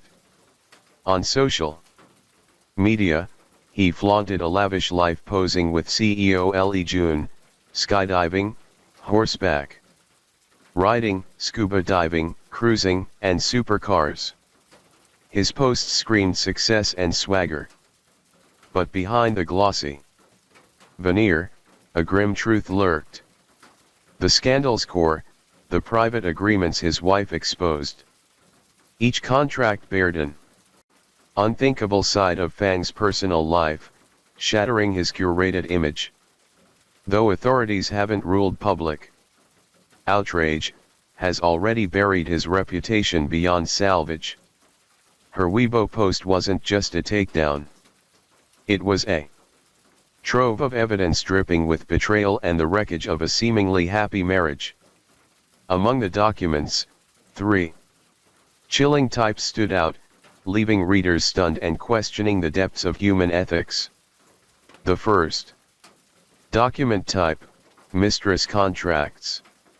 These outlined explicit agreements between Foam Debing and women he financially supported. They detailed monthly stipends alongside rigid conditions. The women had to obey every demand, never refuse private meetings, and avoid tardiness or absence. The contracts even listed Fang's personal tastes, including bizarre acts like dripping hot wax or unprotected intimacy. Though signed willingly, the terms sparked outrage. Fong bore no liability for risks, while the women absorbed all consequences without recourse. Each contract ended with signatures and red fingerprints as if sealing a legal deal. Some mocked their precision, more meticulous than labor contracts. Lawyers deemed them void, clashing with societal morals and lacking legal weight. The second document, Intimate Responsibility Consent Agreement. A supplement to the mistress contracts, it confirmed the women's full consent to Fang's intimate demands. Its details stunned. Women were to wholeheartedly meet his needs, unable to refuse any act, however extreme, including using tools or engaging in violent physical games. Shockingly, Fong reserved rights to their sensitive images for personal use. No permission needed. Some agreements mentioned contraception. Yet, ironically, Fong insisted on non-taking responsibility for any fallout. Like the others, these ended with signatures and red fingerprints, cold, calculated, ruthless. Many asked, is this love or just a flesh trade? Even lawyers admitted they'd never seen such documents, certain they'd hold no legal ground for breaching ethical bounds. The third and most shocking document, the Fidelity Free Marriage Pact, posted by Fang's wife, it revealed he demanded her signature before their March 2024 wedding. It stated, the husband has no duty to remain faithful and may freely pursue outside relationships. In return, Fang promised to report his lover's numbers and maintain the marriage's public facade. Remarkably, she signed this baffling pact. Perhaps she believed it was a sacrifice for love or trusted he wouldn't exploit it. Reality proved otherwise. Her evidence showed Fang didn't just abuse the terms, he pushed them to unforgivable extremes. Netizens were floored. One cried, "This is marriage. It's a business deal." Many suspected the union was a sham staged for social or financial gain. The pact even noted the marriage lacked emotional bonds, merely a performance for the public. Yet, despite her initial consent, Fang's wife reached her limit. The raw, brutal truth drove her to tear up the agreements, face the public, and expose all. Her disclosures painted a vivid portrait of Fang's depraved private life. Online, he earned the mocking moniker Super Sea King, a jab at men juggling countless lovers as if tending a vast ocean of fish. But Fang didn't just juggle. He ran his affairs like an obsessive professional project. Fang Debing catalogued over 200 mistress contracts meticulously sorted by city as if managing a sprawling network of illicit franchises. His system targeted young university students or social media starlets. Beautiful, impressionable, easily swayed by sweet talk and the glow of his success. He didn't just wield cash, but weaponized promises and emotions to ensnare them. Payments shocked $140,000 US for 3-day tourists, over $420,000. In Vietnamese dong equivalent, or $14,000 for a single date, roughly $47,600 in a day. Such staggering sums blinded many trading dignity for wealth. 1. Student confessed she joined to cover tuition. More harrowing, a 17-year-old high schooler seduced by money and a thirst for experience fell into Fang's trap. If verified, this could constitute a serious crime under Chinese law for engaging with a minor. The sins didn't stop there. Fang's wife revealed he fathered 6 or 7 children with various lovers. While hiding this tangled web, he played the perfect husband in public, yet at home, he inflicted emotional and physical abuse. This was the final straw, pushing her to break her silence. Her social media exposed stunned the public. Images showed Fang brazenly posing with young women, many so intimate they required blurring. She wrote bitterly he didn't chase professionals, but preyed on young students abroad. Their open minds made them easy targets, willing to play his twisted games. Preliminary probes suggest many women signed willingly, lured by money or novelty.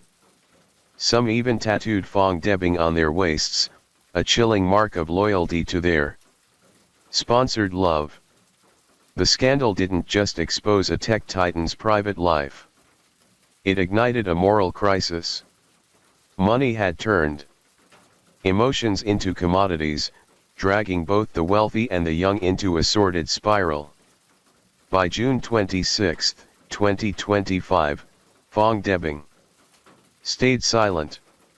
Xiaomi, his former launchpad, stonewalled media and public inquiries. Rumors swirled online. Some claimed he was detained for investigation, though no official confirmation surfaced. Netizens split. Most condemned him as social scum, tarnishing China's tech elite. Many pitted his wife, who endured a marriage of tears and silence. Yet skeptics questioned, was this a publicity stunt for clout? Fong wasn't a celebrity or official. His private life might not break laws. Legal experts weighed in Fang's romance contracts lack legal standing, violating public morals and fairness under China's civil code. Per Articles 143 and 153 of China's civil code agreements, breaching public ethics, or grossly unfair or void. If disputes arise, say a woman sues for exploitation, Fong can't hide behind consensual contracts, they're no legal shield. Still, current laws lack specific clauses for such business-like affairs, adultery, sponsorship, and formalized deals. This sparked debate. Is this merely a moral scandal or a sign of legal gaps needing closure? After the wife's expose, Chinese social media exploded on Weibo. Henry Fong debbing 200 mistress contracts topped searches within hours, amassing hundreds of millions of views and comments. On June 26, data tools confirmed Fong debbing as China's hottest topic. Netizens didn't just watch, they unleashed fury, sympathy, and biting sarcasm. One wrote, "Life's irony. The poor go to jail for one affair while the rich juggle concubines and live free. The case transcended private drama, becoming a societal lightning rod on ethics, power, and accountability in tech elite." Fong emerged as a modern King, the debauched anti-hero of Chinese classic novels, but far more brazen and ruthless. All eyes now turn to authorities. Can the law tame a man who used wealth and status to fuel his base desires? 3 legal scenarios fuel heated debates among the public and experts. The first and gravest: criminal charges for exploitation and coercion. If investigations prove Fong debbing forced or manipulated any woman into unwanted relations, he could face assault charges. The 17-year-old's case raises alarms, with lawyers pushing for prosecution under China's laws against relations with minors. Even with consent letters, evidence of Fong using power or money to control victims or pressuring them to continue against their will could constitute coercion. A chilling detail: the contracts demanded women never refuse Fang's desires. A clause reeking of domination, potentially violating personal freedom. If one victim steps forward backed by the wife's evidence, contracts, messages, photos, Fang's prosecution odds soar. The second scenario: charges for organizing illegal sexual activities like brokering or facilitating disguised prostitution. Experts liken Fang's actions to a sophisticated sponsorship system, paying for private services. Labeled as girlfriends or lovers, was at its core a systematic sex for money trade. Under Chinese law, this warrants administrative penalties, even detention. Fang's case may exceed typical transactions. Managing hundreds of women across cities with rumors of special gatherings involving group debauchery suggests organization. Some lawyers cite China's group lentiousness law criminalizing 3 or more people engaging in intimate acts together. No solid evidence confirms group activities yet, but verifying the scale and structure could land Fong a hefty prison term and steep fines.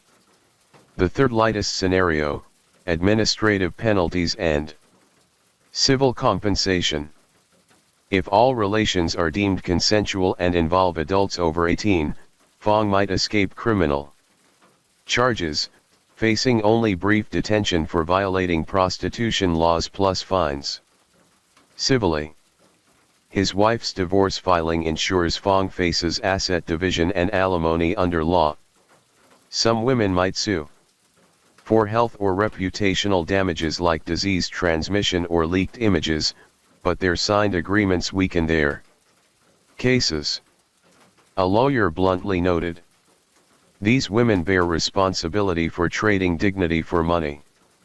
They can't sign contracts then claim pure victimhood." Fang's likely toll: a shattered reputation, a ruined career, and relentless public scorn.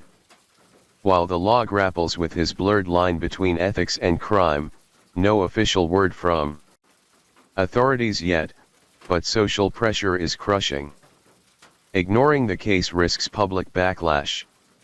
Many predict Fong faces at least administrative detention to quell the growing fury. Long term, this scandal may spur China's lawmakers to tighten legal loopholes around consent, ethics, and money-driven relationships. But one question haunts: why would a young, educated, successful man like Fong Debing with wealth and status spiral into such depravity? What drove this superseded king? Psychologists speculate Fong Debing craved domination, especially over women. Physical conquest was only part of it. The real thrill lay in control and bending others to his will. His contracts with their cold language and ironclad terms were submission pacts. For Fong, relationships became a management system. He commanded, they obeyed. Some compare him to disgraced CEOs and officials. Success breeds arrogance, a delusion of invincibility. They think they can toy with laws, manipulate lives. Fang's hubris led him to codify immoral demands like unprotected intimacy or a fidelity-free marriage, never expecting consequences. Money and status were his shield until his wife, once an ally, tore it down. Social media sneered. No wonder his name's Debing sounds like disease. A sickness with no cure. This wasn't just a personal shock. It rocked Chinese workplaces, symbols of progress and professionalism. Female employees shuddered who'd suspect a Xiaomi exec lived so depraved. Though Fong left in 2024 and his partners weren't colleagues, the scandal raised alarms about male-dominated power cultures. It echoed China's Me Too wave. In 2021, an Alibaba employee's assault accusation against her boss sparked firings and fueled demands for workplace justice. Earlier, JD.com CEO Lu Changong faced scrutiny for alleged misconduct with a U.S. student. Both cases exposed the rot behind billion-dollar facades, debauchery fed by silence, fear, and opacity from this. Searing questions arise in a society worshipping wealth. Have some young women traded themselves for shortcuts? Do men like FO cloaked in power and money grant themselves a privilege to defy ethics? Fang's scandal didn't erupt in isolation. It surged amid a smoldering wave of moral scandals forcing China to reflect.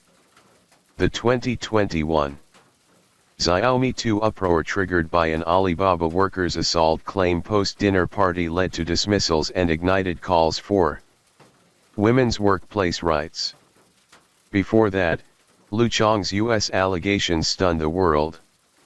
Both unveiled the dark side of tycoons beneath glittering corporate shells. Deviance thrived on silence and fear. Now, Fong Debing, a former tech director, has pushed the boundaries to unprecedented depths. He didn't just falter morally. He crafted a system of legalized depravity. Each contract was a shackle stamp, signed, fingerprinted, and traded like a commodity. This wasn't mere corruption, but power abuse cloaked in legal jargon. It forces not only Xiaomi Fang's former employer, but all tech firms and corporations to rethink ethical codes and leadership limits. Public reactions sparked fierce debates on exposure versus privacy. Some hail Fang's wife as a fearless warrior, wielding social media as a public tribunal to reclaim justice where law might fail against those perverse contracts. Others caution, if anyone can blast private evidence online for revenge, will personal privacy survive? In the digital era, secrets unravel swiftly, but is disclosure driven by justice or fleeting rage? The 200 contract affair remains unresolved to the public. Fang embodies moral decay, power abuse, and ethical collapse.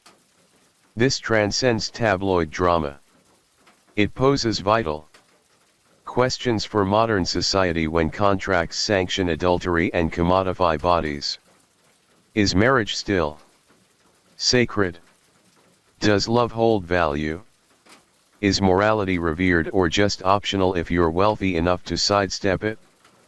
Will Fang face stern justice, detention, or slip free? No one knows yet. 1. Certainty. This scandal has stirred the conscience of millions, forcing society to confront a grim truth where law and ethics grow ever thinner. Will Fang face strict justice? Both public and law must grapple what's permissible. What crosses the line, only time will reveal. Story 4.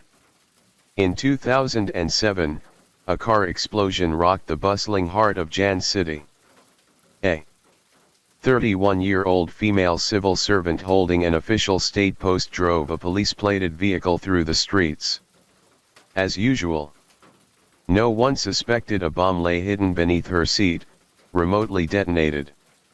She died instantly, her body torn apart, bystanders injured. Panic gripped the public. Many feared terrorism. But the truth was far darker. The mastermind was her lover, a 61-year-old deputy provincial official. That summer, Jan's alleys and corners buzzed with talk of this shocking twisted case.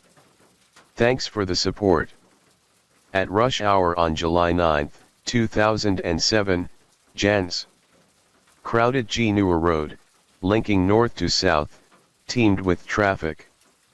At 5:27 p.m., a pale green Honda City sedan headed south, slowing near the City Commerce Bureau, preparing to turn right onto Jiangshin Road. Behind the wheel was Lu Haiping, a party committee officer at Jan's Land and Resources Department driving a car with police plates.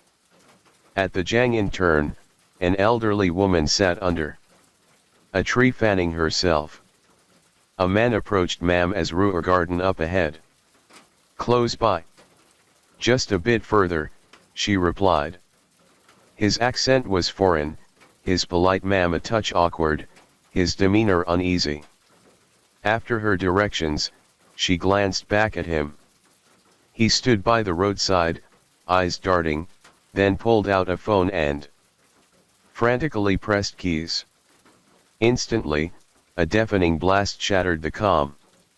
Black smoke billowed from the intersection as the green sedan exploded. The woman inside was torn in two. Her upper body hurled over 100 feet, landing near the Commerce Bureau's gate.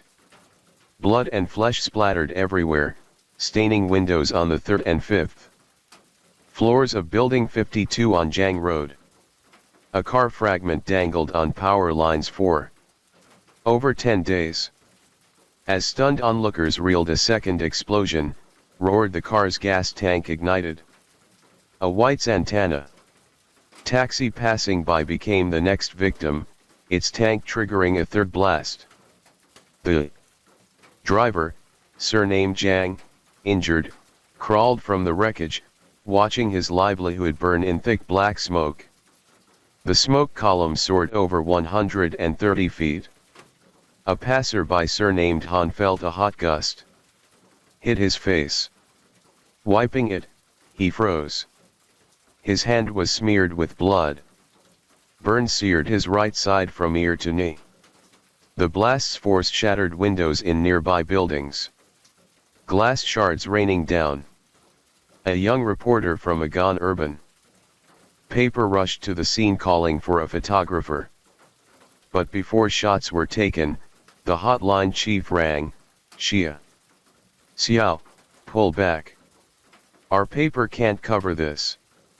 Caijing magazine later reported police reviewed footage from a nearby industrial and commercial bank camera. One anomaly stood out. While other cars stopped pre-explosion, one sped off as if its driver knew what was coming. Could it have carried the suspect? Why did a civilian car bear police plates? That question haunted investigators. Lu Haiping's home in Rui Garden was just 100 meters away. Had the blast not occurred, she'd have been home.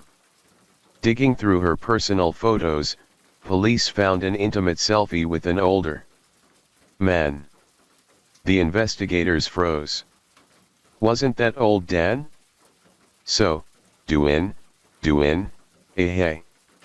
Chairman of Jinnan's People's Congress, Standing Committee, and Party Secretary, was a political heavyweight, a fixture on local news. Now, his name tangled with chilling terms, car bomb mistress police plates. Lu Haiping's parents recalled her half-joking words to police. If I die one day, Duan he is the one who harmed me. All clues pointed to Duan, but summoning a deputy provincial official required ironclad proof. Soon a police-plated car license.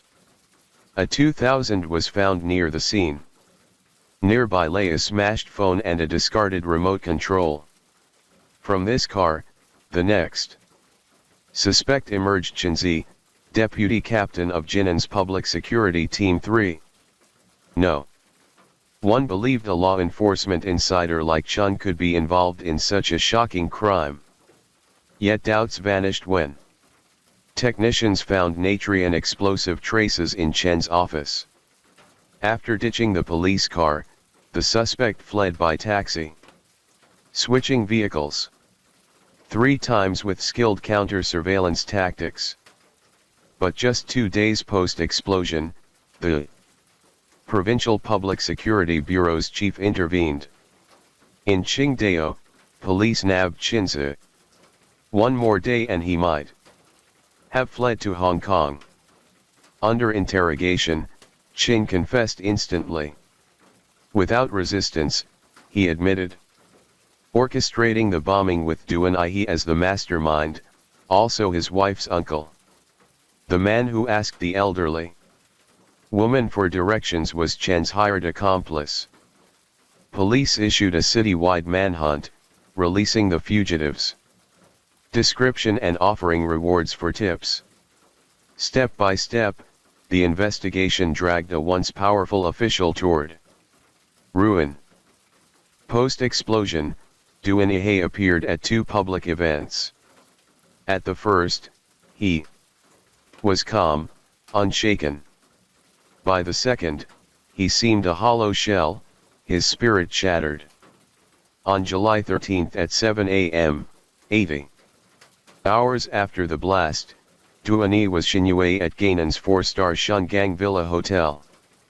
Xinu, a Chinese Communist Party disciplinary process, requires accused members to report to a designated place and time for questioning. From then, armed officers guarded him 24/7, preventing any desperate acts. Thus began the unraveling of the twisted affair between Lu Haiping and Duan.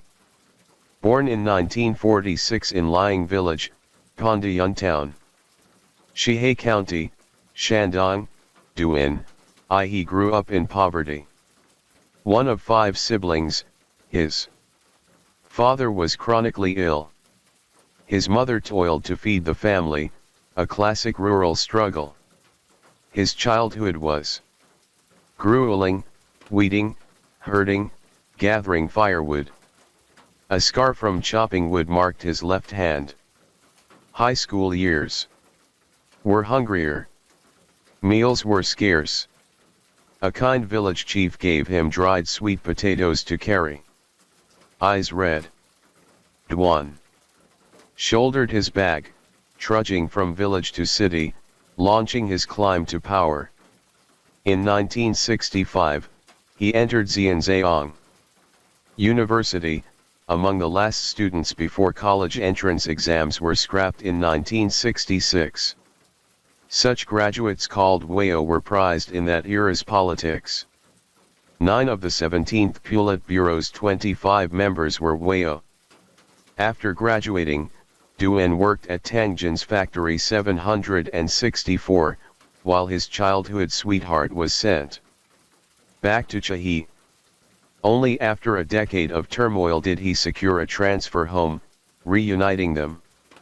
The poor boy built a family, soon welcoming a son and daughter. To outsiders, Duan's life seemed idyllic. He and his wife, high school classmates, both attended Zhejiang University. Despite years apart due to state assignments, their bond held. But back in Shandong, Duan's career soared. Power began to erode his early vows of love. A pre-cultural revolution scholar from a prestigious university, Duan was highly valued. He rose from county roles to the provincial party organization department, becoming a department head by 40. Every few years, another promotion. In 1994, he was sent to Liang, Western Shandong as deputy party secretary on temporary duty. Again, separated from his wife. This time, his love couldn't resist temptation's pull. At a government guest house by Dongqing Duani, then 48, met 18-year-old Lu Haiping, a new server. Young, attractive, and adept at pleasing superiors, she was quickly assigned as Duan's personal aide, making his bed, cleaning his room, even washing his underwear. Standing 5 feet 10 inches in, a graduate of a prestigious university, Duan was polished, charming, and open with young women. To Luo, he wasn't distant, but magnetic, inspiring awe. She teased playfully. Secretary Duan drinking heavily again. What's with all this liquor? You don't take care of yourself out in this cold without a coat. Her coy chiding laced with affection intoxicated Duan more than fine wine. Their affairs sparked natural inevitable. Holding a woman young enough to be his daughter, Duan felt reborn, the cutthroat world of politics fading away. After a year of temporary duty back in Jinan, Duan, known for loyalty, used his clout to transform Lu's rural hookah to urban, securing her a job at a Liaoqing electronics firm and a Jinan apartment for their secret tourists. Their sweet-covered bond held strong. But as Duan's career soared, his mindset shifted.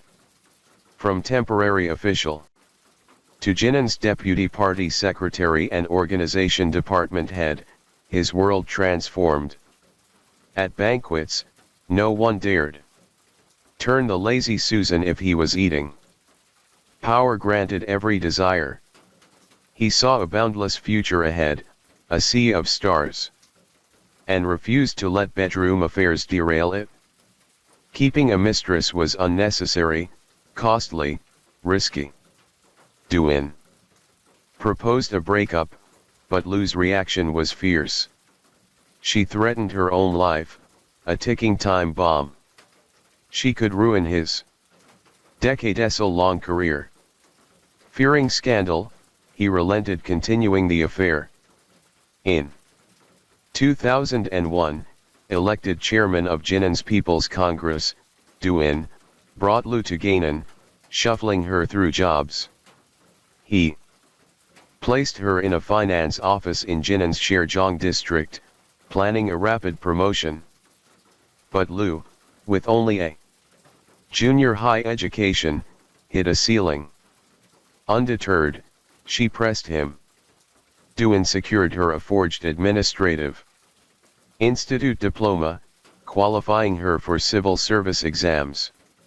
He even obtained exam questions from Jinan's personnel bureau director. Lu breezed through becoming a civil servant at Gainan's Land and Resources Department, soon rising to a division-level post.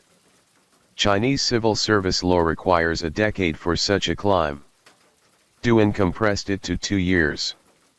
Her ascent from rural roots outshone even Duin's rags to riches tale. Suent Li in Life Weekly interviewed Lu's former colleague at a Gainan subdist office. She described Lu as reserved, biking to work in plain clothes. Yet in no time, Lu transferred to a city-level agency with a meteoric promotion. Colleagues marveled. She's got a powerful backer. Duan didn't just lift Lu.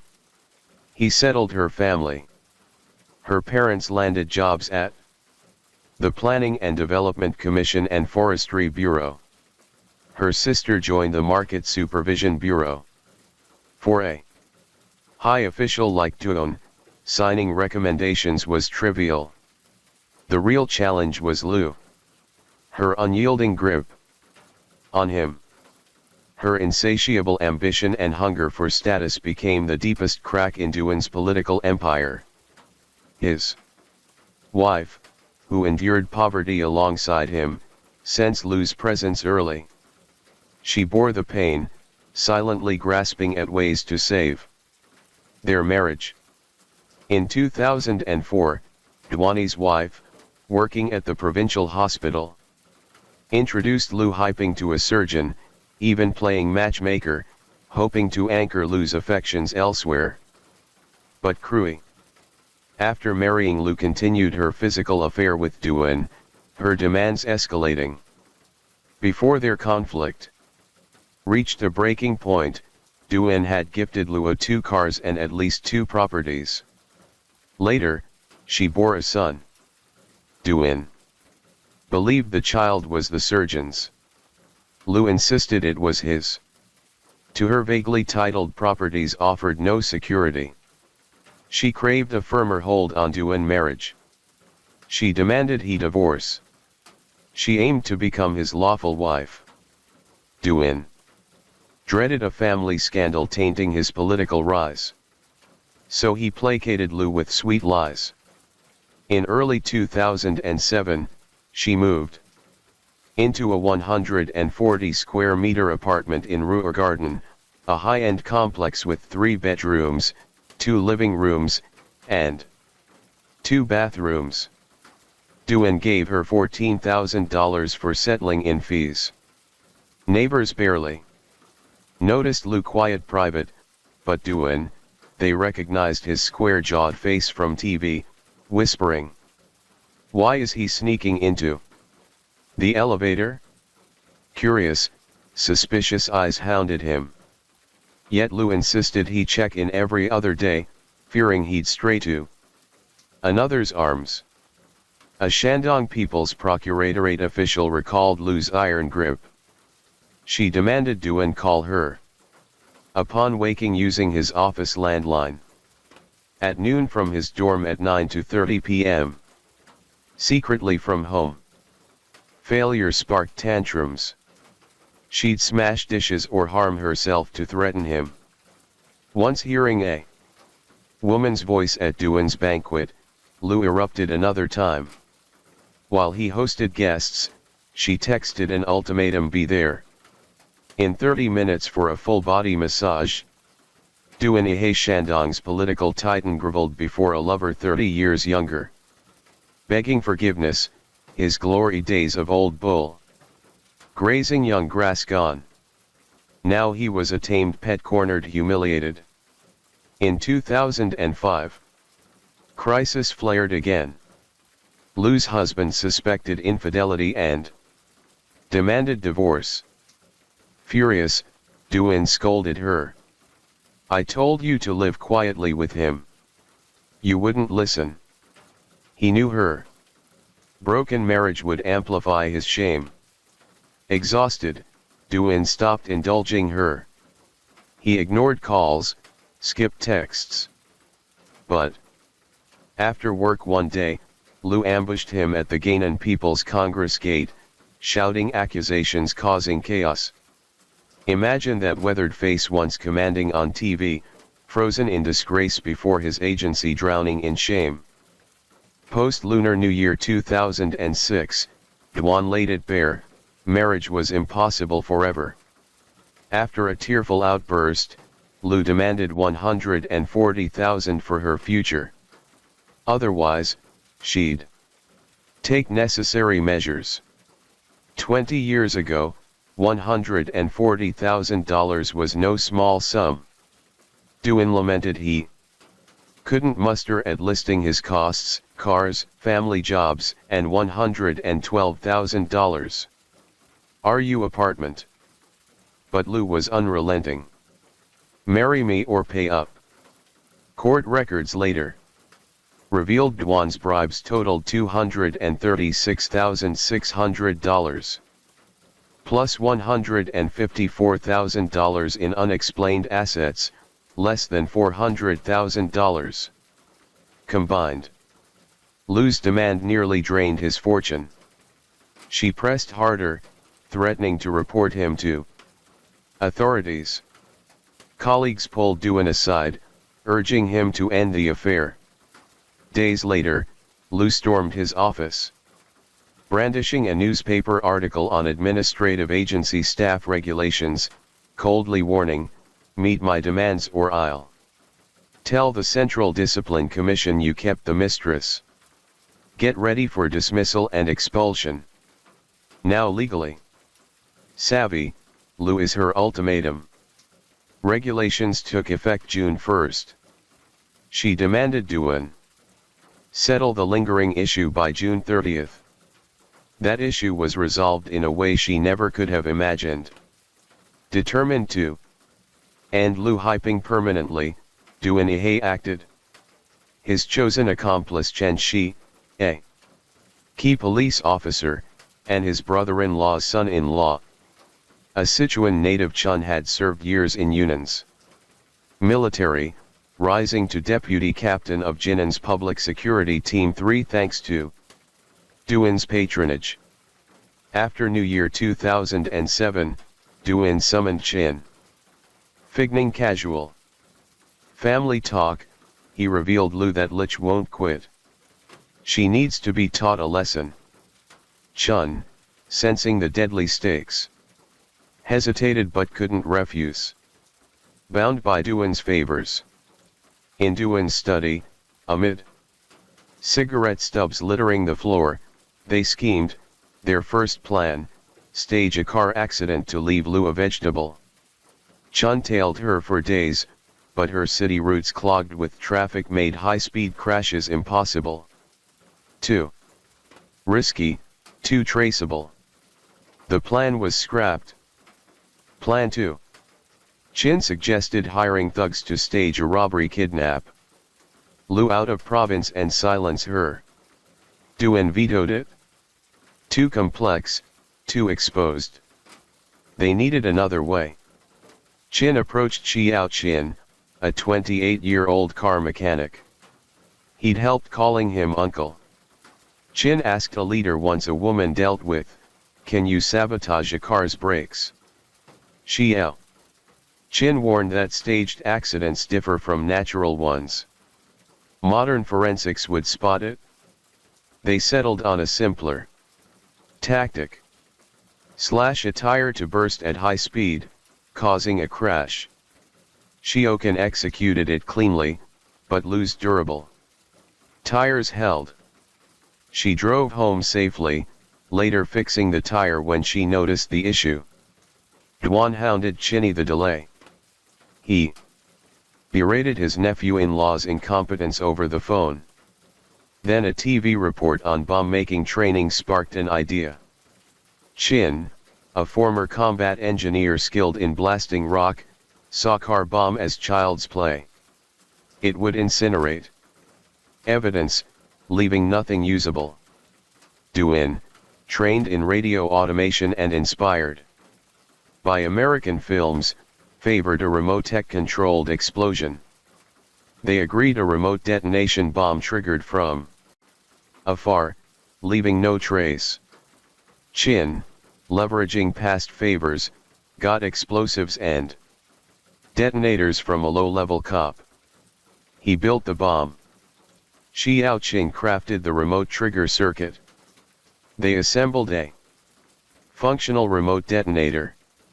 Xiao bought a $14 SIM card. Like a movie, one call to that number would ignite the bomb. To test, they tried 2 empty detonators in the countryside. Success confirmed. They fitted 3 detonators to a 2-killer explosive block, a rectangular homemade bomb roughly equivalent to a bundle of grenades. Its blast could carve a 610 feet wide, 3 feet deep crater in soft soil. Duin was unraveling under loose pressure. In April alone, she called 30 to 40 times daily. Each ring jolted his heart. Silence terrified him more. 2 decades in politics, outmaneuvering rivals, yet he'd never been so cornered. After his arrest, Duani had confessed to investigators. Sometimes on the podium, all I could think was how to end that woman, make her vanish from this world. The chance came. Late June 2007, Lu Haiping dragged Duan to dinner at Gainan's Sofitel Hotel. He tipped off Chinja, ordering him to plant the bomb in her car and detonate it on her drive home. Using a fake license plate, Chun prepared. They drove to the hotel, but Lu's car was parked too close to the valley, too risky to act. The next day, Duan erupted, cursing Chen's failure. Learning Chin was leaving for a work trip, Duan issued an ultimatum. Finish this before you go. On the afternoon of July 9, 2007, Chin drove a police-plated car license, a 2000, with Xiao Qin to the Gainan Land and Resources Department parking lot. Unnoticed, Jin used a key from Duan to open Lu Haiping's Honda City, planting a magnet east bomb under the driver's seat slightly left rear. It took less than a minute. They trailed Lu, waiting to detonate, but rush hour traffic was thick. Xiao Qin lost her after minutes. Qin pivoted racing to Genti Road Lu's certain route. Xiao Qin watched from the curb. When her car appeared, he signaled Chun waiting in the police vehicle. Qin dialed the burner SIM. The horrific blast you saw at the stories start roared at that moment. Whether a cunning politician like Duan or a seasoned cop like Chun, obsession with eliminating the mad woman drove them to frenzy, blind to right or wrong. That evening at 7 p.m., the killers met at Duan's home. Realizing the chaos had spiraled beyond control, their clean plan unraveled. At a training session out of province, Chin sensed the nationwide uproar. He fled to Qingdao, planning a Hong Kong escape. But on July 11th, police caught him. During interrogation, Chin spilled everything, naming Duan as the mastermind. Soon, Xiao Chun, the trigger maker, was arrested and brought to justice. Duan deluded thought his indirect role shielded him. Under Xianu within 2 hours he demanded pen and paper penning. A 30-minute confession to paint himself as a victim of a deranged woman. Duan claimed he never meant to kill Lu, only to stage an accident to impair her thinking. Chen's heavy hand made the blast worse than planned. In court, he pleaded, "I know nothing about explosives. How could I predict its power? I didn't know it'd be this bad." Once a titan of power, he played the victim, blaming his mistress, his nephew-in-law. Chen countered, swearing no personal grudge against Lu. He just followed Duan's orders. They turned on each other, scrambling for leniency. Hoping for mercy, Duan revealed undetected bribes, listing names of gift givers. He clung to the notion of indirect complicity, negotiable for a lighter sentence. But reality crushed him. The court deemed the act a public safety threat, not mere murder. The Jinan bombing trial set a judicial record blazingly swift that the crime struck July 9. By August 9, the first verdict was out 1 month for investigation and trial. Duani was sentenced to death for illegal bombing, bribery and illicit assets. Qinji got death for bombing. Xiao Chun and the explosive supplying cop received life and 12 years respectively. Hearing his death sentence, Duan, unprepared, paled, leaping up. "I object." He didn't grasp that his orchestrated blast in the eyes of the state was a gravely serious crime marked by 3 extremes: maximum danger, maximum public outrage, maximum speed of justice. In his final days, Duan seated with hatred for Lu Haiping. The case file notes a prosecutor's question: "Do you regret it?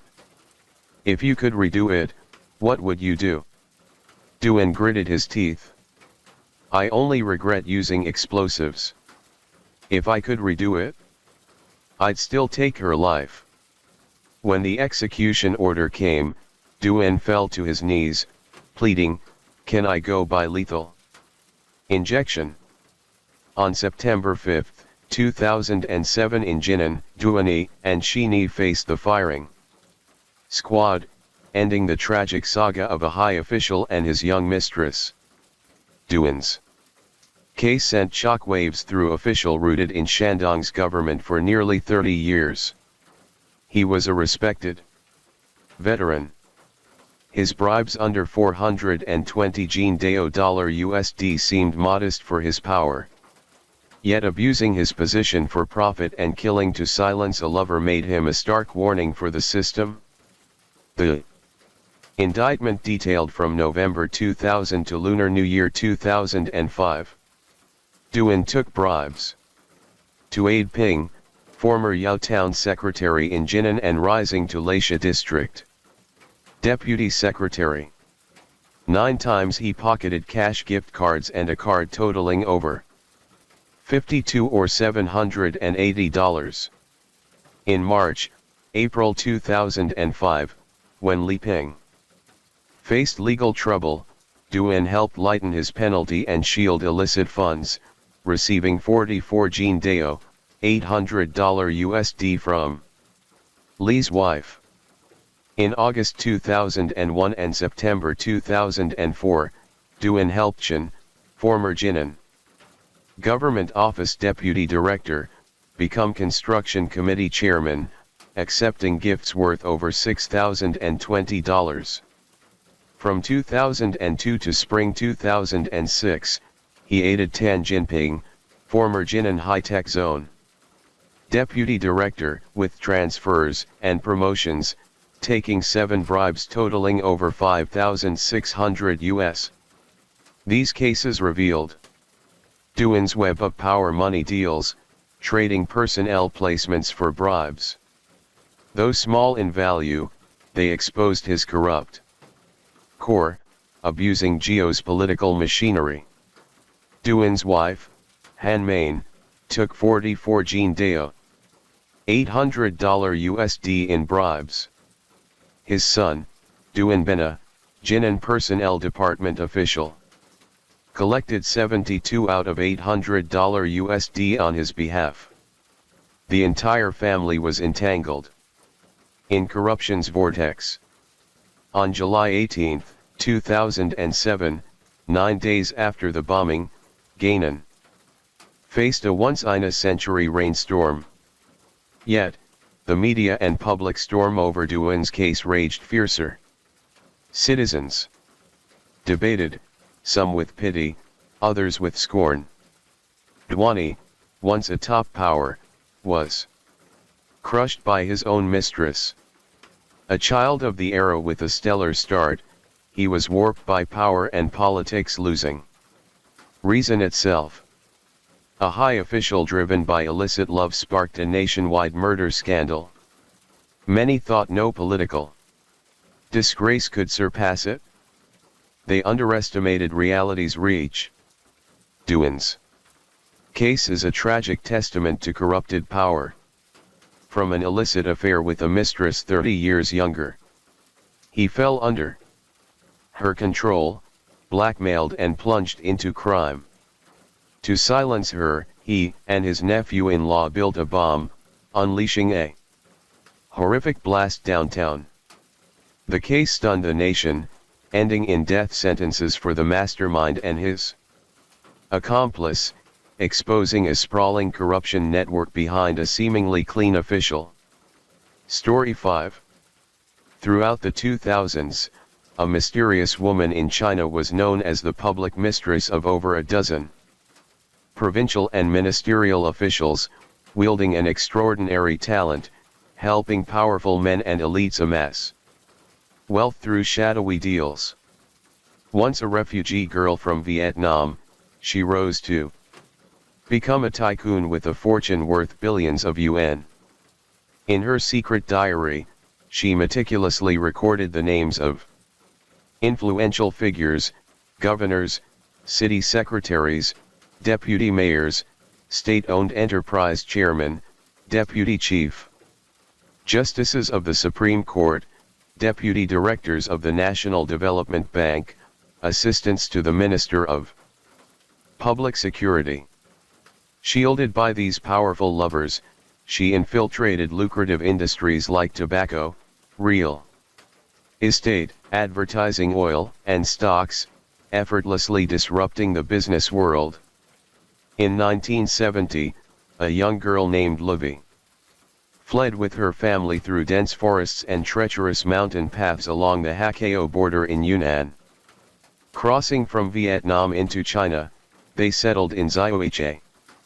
At the time, the Vietnam War raged at its fiercest with bombs and gunfire ravaging cities and countryside alike. To escape the war, many Vietnamese took fishing boats to Guangdong, Hainan, or Hong Kong, while others teeked overland to Yunnan or Guang. C. Among the first wave of seabound refugees was a 20-year-old man named Thursday Van Kuang, who later changed his name to Thursday Catch and became a renowned Hong Kong film director. In a later group was a 7-year-old girl, Levi. No one could have imagined that this little girl would one day shake the foundations of China's political elite. Levi's father, a French-Vietnamese man with years of business experience and considerable wealth, rebuilt his trade. After the family's harrowing escape, he resumed importing coffee, rubber sandals, perfumes, and medicinal herbs from Vietnam to China, then exported flashlights, soap, fabrics, and consumer goods back to Vietnam. Growing up in this trading environment, Levi quickly showed a sharp business acumen. As a teenager, she found her own racetrack, dealing tobacco in Yunnan, the Tobacco Kingdom. She became a notorious big sister middleman, sourcing and reselling for profit. Her early years were grueling, hauling goods on crowded trains, crashing in cheap guest houses, and trudging through muddy construction sites in a hard hat to make ends meet.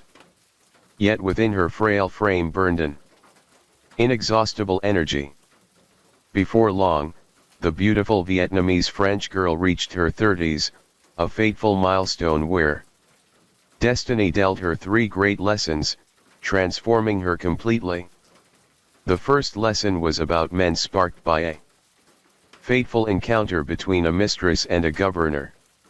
The man lion was a Tsinghua University graduate who rose meteorically and returned to his native Yunnan as a promising provincial leader. During China's National Day in 1995, Li Jiani and his wife visited the scenic Duongthong Lake in Kunming on a yacht. He met businesswoman Thursday Phucan and was instantly captivated by her beauty. Without hesitation, he asked for her phone number and relentlessly courted her, assuring her she could come to him with any problem. Standing nearby pouring tea was Levi Thursday Phucan's close friend. Witnessing the governor's blatant lust firsthand, he was spellbound, heedless of his wife and subordinates, nearly throwing himself at the beauty. Levi knew Thursday Phucan well, a woman blessed with stunning looks and a knack for charming men. Married at 17 and abruptly divorced, Thursday Phucan ran a backed by local gangsters. 2 notorious mob bosses even fought a deadly duel over her. To Levi, however, Thursday Phucan was merely a decorative vase not worthy of the spotlight. Yet, Governor Leia was entranced, growing ever closer to the businesswoman, even bringing her to high-profile events and introducing her to society's elite. Despite her coy resistance, Thursday Phucan became his mistress.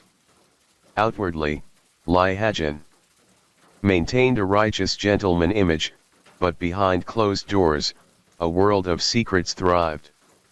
During a work inspection in Baoan, Western Yunnan, local officials arranged for 20 young women to serve the visiting leader. To everyone's shock, Li Jiani stormed off in a rage, rushing to Thursday Phucan to clear his name, leaving the crowd stunned. Who could have guessed that a rising political star so careful to uphold his upright image would be so enthralled by a woman of humble origins that he lost all self-control? Even when returning home for the Lunar New Year with his family, he brought his mistress along, laughing and chatting with her like newlyweds.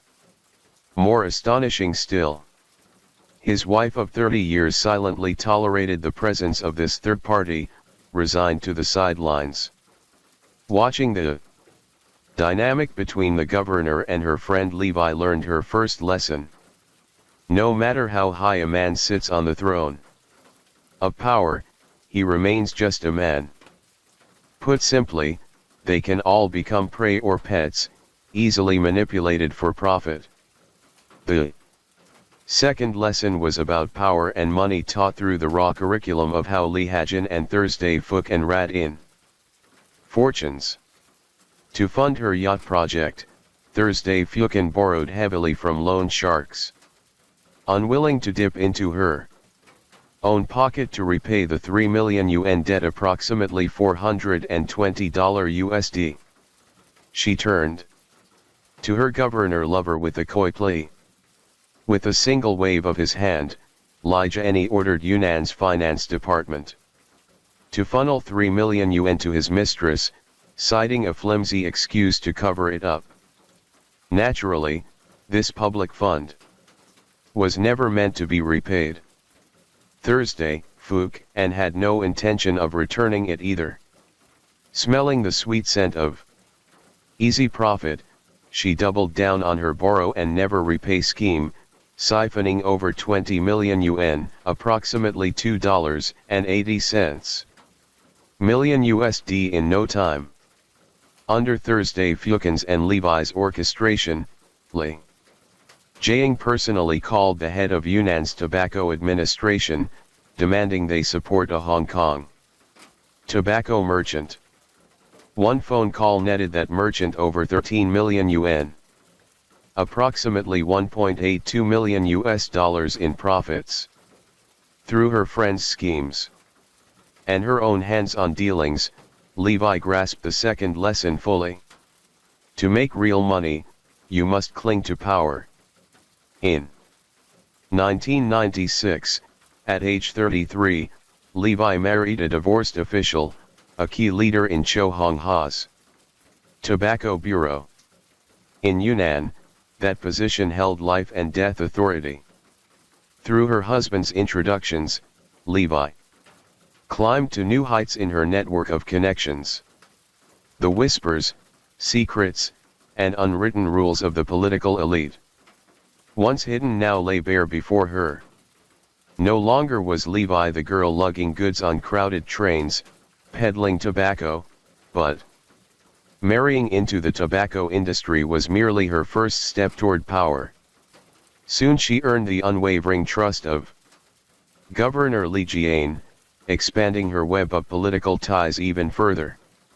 Rumors suggest she also secured backing from a high-ranking security official who, through Guangdong's criminal police chief, helped her establish permanent residency. 2 years later, during Hong Kong's return to China, Levi seized special investment policies to secure residency status, officially becoming a Hong Kong citizen.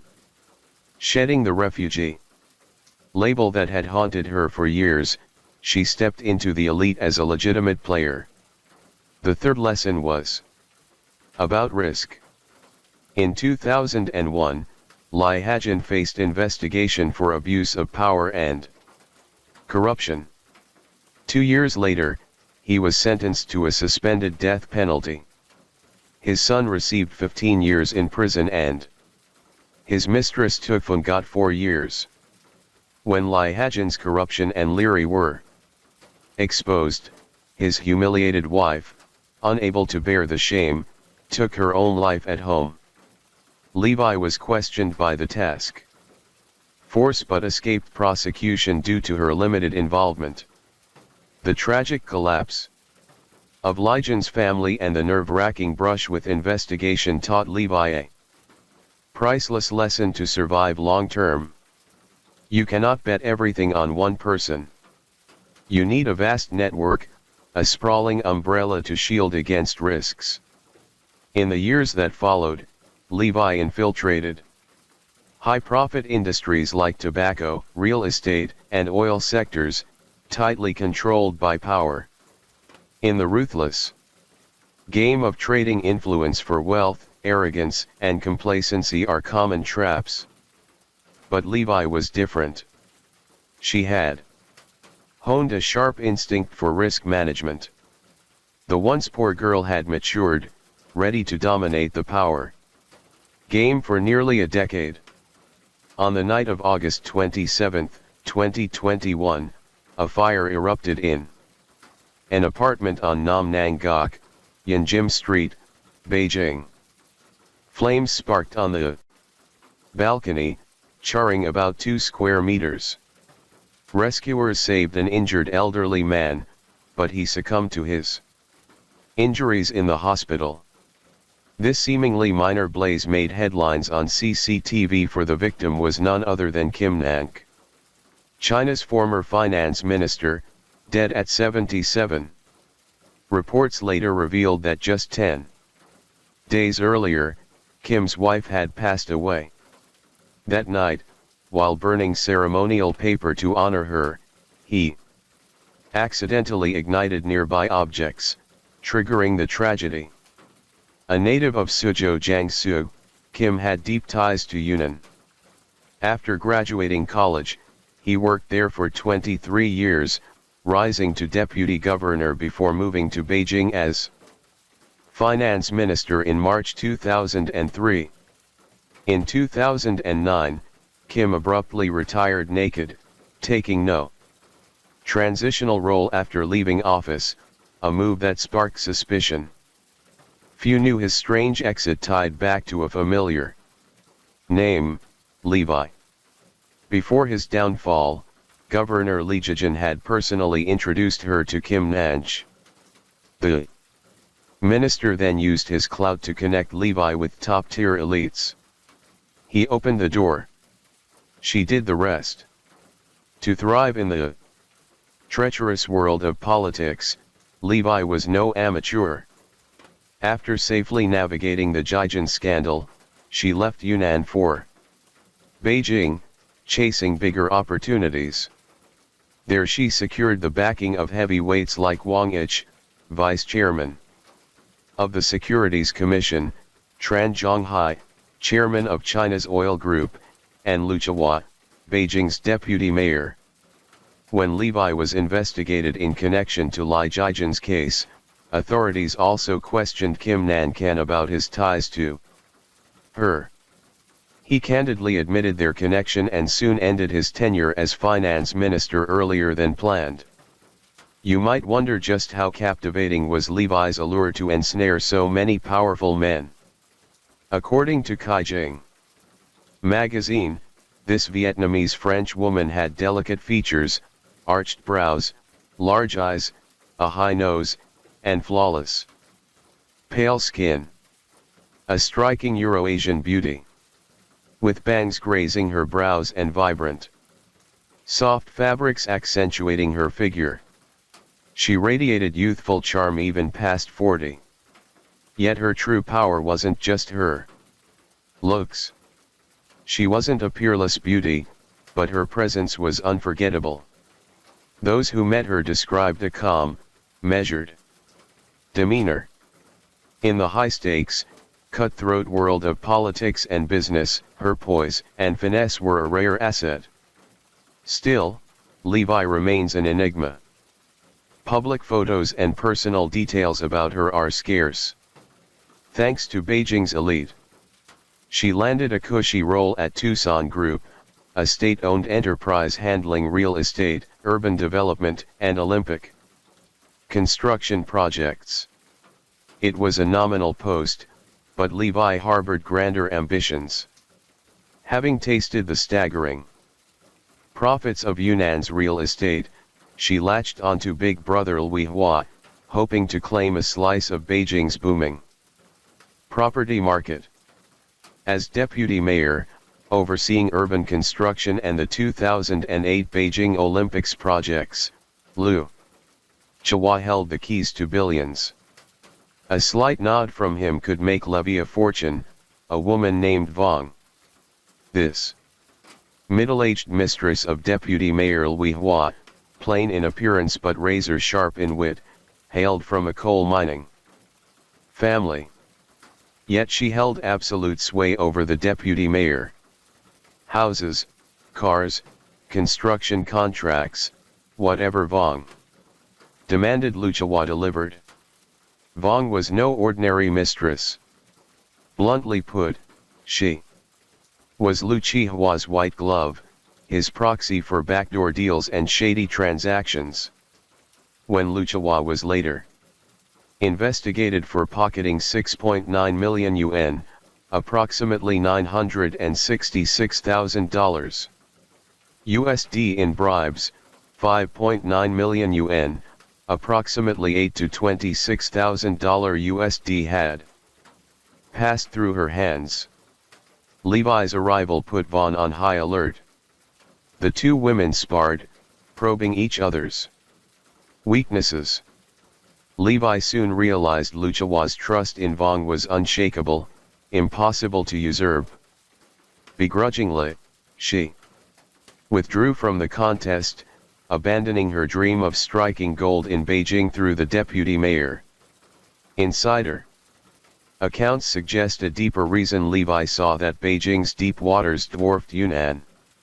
She wasn't yet ready to swim in such treacherous currents. A wise retreat as it turned out. Soon after, Liu Chi fell from grace.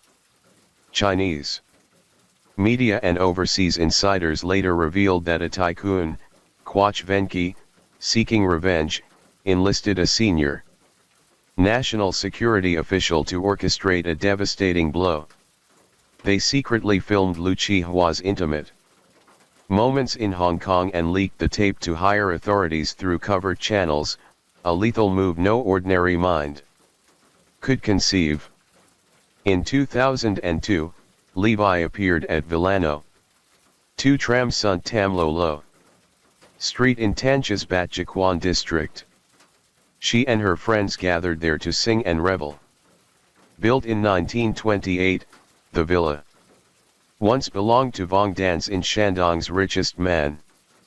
Later managed by the Tangkov Sanatorium, locals dubbed it the Tycoon's Villa. Perched by the sea with a main house and glass rooms spanning nearly 400 square meters, it boasted sprawling lawns fit for 100 guest galas. Bad Jaquan, a hub for officials, capitalists, and elites, became an exclusive retreat for top leaders after 1949. By 2001, this coveted villa was Levis, a prize that sparked envy. Having retreated from Beijing, pivoted to Tancha, hosting lavish parties and entertaining VIPs at the villa. She also owned another gem, a French-style villa at No 1 Sun Haquan Street across the bay. Built in 1933, this 700-square-meter mansion featured red-tiled roofs, yellow walls, arched gates, semicircular balconies, and intricate French carvings. There, Levi brought her aging parents to live, honoring the Vietnamese French blood in her veins. Here's what demands attention. All this from being dragged into Ljia Jyn's case to chasing prospects in Beijing to owning two of Tan Chao's rarest villas unfolded in 2001. It reveals Levi's agility, decisiveness, and extraordinary prowess. The villa's value was near incalculable. More precisely, they were unsellable, classified as Shandong's provincial cultural relics within the protected Bat Jaquan scenic area. Yet, Levi, a newcomer, pulled off this audacious deal. Tancha's business elite couldn't help but wonder who was her powerful backer. The answer, Zhao the Ten. In 2001, he became Tancha's mayor. Though newly appointed, he played the power game from day one. He directed subordinates to arrange the villas. Transfer to Levi at a reference price from 1993. Batjaquan's sales suspiciously low. The deputy mayor handling the deal balked, clashing with Levi over pricing and procedures. She even skirted regulations, refusing to complete land transfer paperwork or pay required fees. According to Caijing magazine, Zhao the Ten, furious at the deputy mayor's sluggish work, accused him of tarnishing the city's reputation. He summoned him twice for personal reprimands. Ultimately, the villas were transferred to Levi via allocation, a privilege no ordinary citizen could dream of. In truth, the villas were merely Zhao the Tan's welcome gift. That year, Tanao's real estate scene buzzed over a mysterious company snapping up prime land at unbelievably low prices. Behind it was an even more enigmatic figure, Sister Six. If you had ever seen her in person during the 2002 Lunar New Year, Zhao the Tan visited Levi privately at Villa No. 2. Pointing to a distant green plot, she said, "Let me develop that land." Shi Tai Bengok, one of Tan Chao's most stunning headlands surrounded by sea with fine white sand, sculpted rocks and lush greenery. Designated as a Bat Jaquan Nature Reserve, it was zoned for a public park off limits to real estate. Initially, Tan Chao's People's Congress firmly opposed rezoning the land. Zhao Tan fought back, accusing them of stifling economic growth and tax revenue. He pressured the Land Resources Bureau's director, berating his inefficiency. The result, without any bidding auction listing process, the Elusive Sister 6 secured development rights to 61,800 square meters of Thai Bangkok. Ironically, Levi had no interest in building herself. She flipped the rights, pocketing a staggering 84 million yuan, approximately 11.76 million US dollars, with ease. When Tansha was chosen to host events for the 2008 Beijing Olympics, Levi's land-grabbing prowess shone brighter. Backed quietly by Zhao the Ten, she snagged another prime plot for Olympic projects at 1.6 billion yuan, approximately $224 million USD. While experts valued it at least at 2 billion yuan, approximately $280 million USD. In this secret auction, even giants like Haier Group and Hyans were outmaneuvered. Some out-of-town real estate tycoons were outright barred from the bidding room. On June 1, 2002, Zhao the Ten escorted Levi to Laosan, personally introducing her to the director of the Scenic Areas Management Board. Soon after, her company, lacking construction expertise and bypassing any bidding process, secured the contract for Laosa's landscape lighting project, pocketing at least 4.39 million yuan, approximately $640 USD. Compared to her later deals, Laosan was a mere crumb stuck in the teeth, insignificant. Her greatest triumph, thanks to Zhao the Ten, was a 1,000-acre plot for a national oil refinery project in Tanzhou, all in prime locations. Her company won the bid effortlessly at 15% below market value.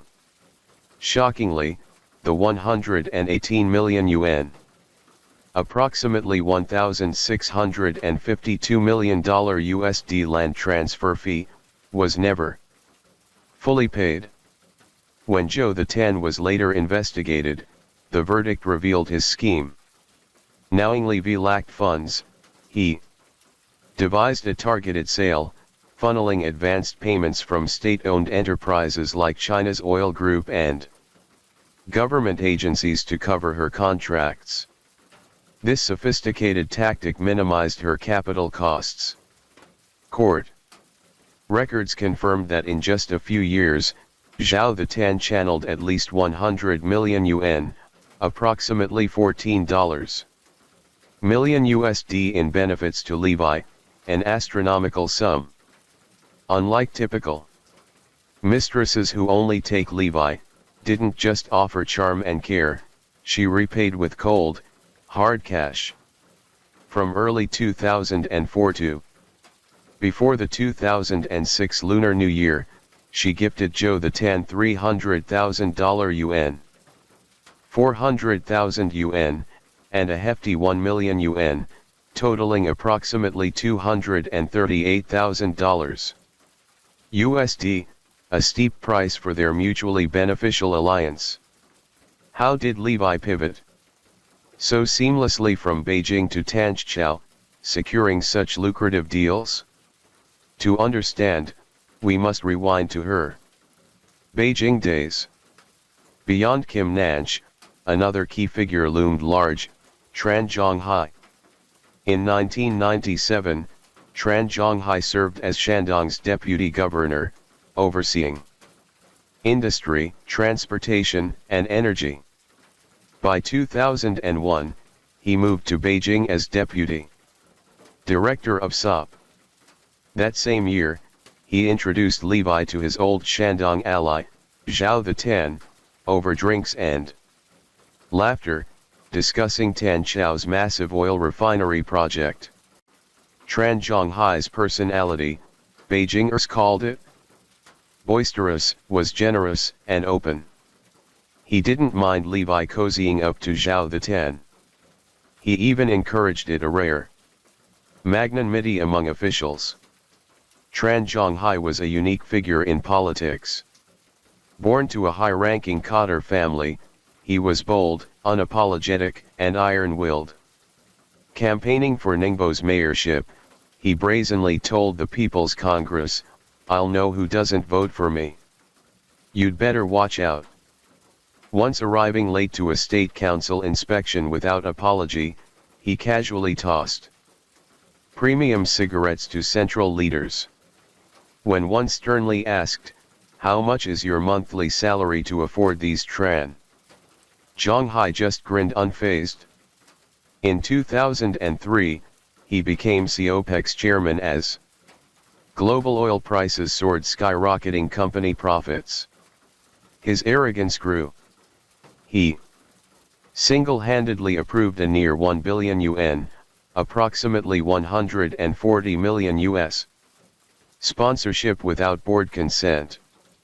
He burned through over 1 million yuan, approximately 140,000 US monthly on lavish entertainment using public funds. When questioned, he scoffed, $1 million or $2 for networking. My company pays over 20 billion in taxes yearly.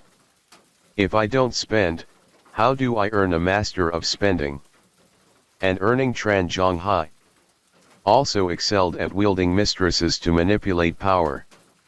To him, women weren't mere companions, but commodities like fine tobacco or wine easily traded. A savvy, ambitious woman could become a special channel for profit sharing. Levi was exactly that, a master at pleasing and navigating elite circles, leaving everyone satisfied. On June 14, 2004, through Tran Zhang Hai's direct arrangement, a COPEC subsidiary sold Don, a real estate company worth 348 million yuan, approximately 48.72 million US, to two firms controlled by Levi for just 123 million yuan, approximately 17.22 million. Less than 45 days later, on July 29, she sold 75% of its shares for 325 million yuan, approximately $45.5 million USD, netting over 200 million yuan, approximately 28 million US in profit. The buyer, a relative of Zhou Lotang. In this deal, Levi flawlessly facilitated a seamless exchange of resources, power, and wealth. Media soon branded her the public mistress entangled in a public web of intimacy terms for a woman maintaining physical relationships with multiple officials, all fully aware of each other. Levi wasn't a hidden lover tucked away in a golden house. She was the linchpin connecting these men. On a December day in 2006, Tran Zhang Hai's private secretary waited at Beijing Capital Airport's VIP lounge for a special guest, Levi. But as the Tangier flight emptied, she was nowhere to be found. The secretary confirmed with Zhou Lotang's aide that the flight details were correct. After an hour's wait, he alerted the police with Tran Zhang Hai's approval. Neither man knew Levi had been under surveillance for months and was now detained. Theories swirled about her arrest. Some said her flamboyance raised red flags. Others claimed her ties to too many big tigers made her a prime target for broader investigations. Some even whispered she knew too many secrets to be left alive. Whatever the reason, this was the final fate of a white glove, the shield for peace crimes. Levi's cunning and finesse in navigating the power-money nexus were undeniable. But her greed was insatiable. Tax evasion and financial fraud fueled her bottomless ambition. She thought tax dodging was trivial. Yet, it was this small matter that triggered her downfall. Her arrest unraveled her sprawling web of elite connections, toppling numerous high-ranking lovers. During a search of her residence, authorities found stacks of diaries, detailing every deal with officials recorded with accounting-like precision. Faced with undeniable evidence penned by her own hand, the once silent Levi shifted tactics. She confessed, pointing the finger at Zhou Latang, insisting he coerced her every move.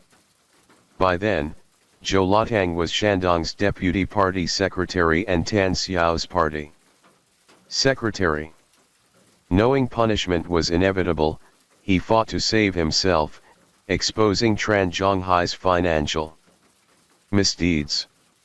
In June 2007, Tran Zhonghai, caught transferring assets and plotting to flee, was arrested. Zhalatange received a life sentence while Tran Zhonghai faced a suspended death penalty. When he fell, the media exposed his staggering generosity toward Levi. In July 2004, a company 20% owned by Levi partnered with COPC, controlling 183 gas stations in Beijing and securing rights to build new ones along highways, parking lots, logistics hubs, and planned residential areas. Beyond Beijing, she replicated this model in Guangdong, Fujian, and beyond. Her stake alone was worth over 1 billion yuan, approximately 140 million US, or colossal treasure. That same month, Levi and her sister exclusively won image representation rights for Siopec plus advertising rights across nearly 30,000 gas stations nationwide.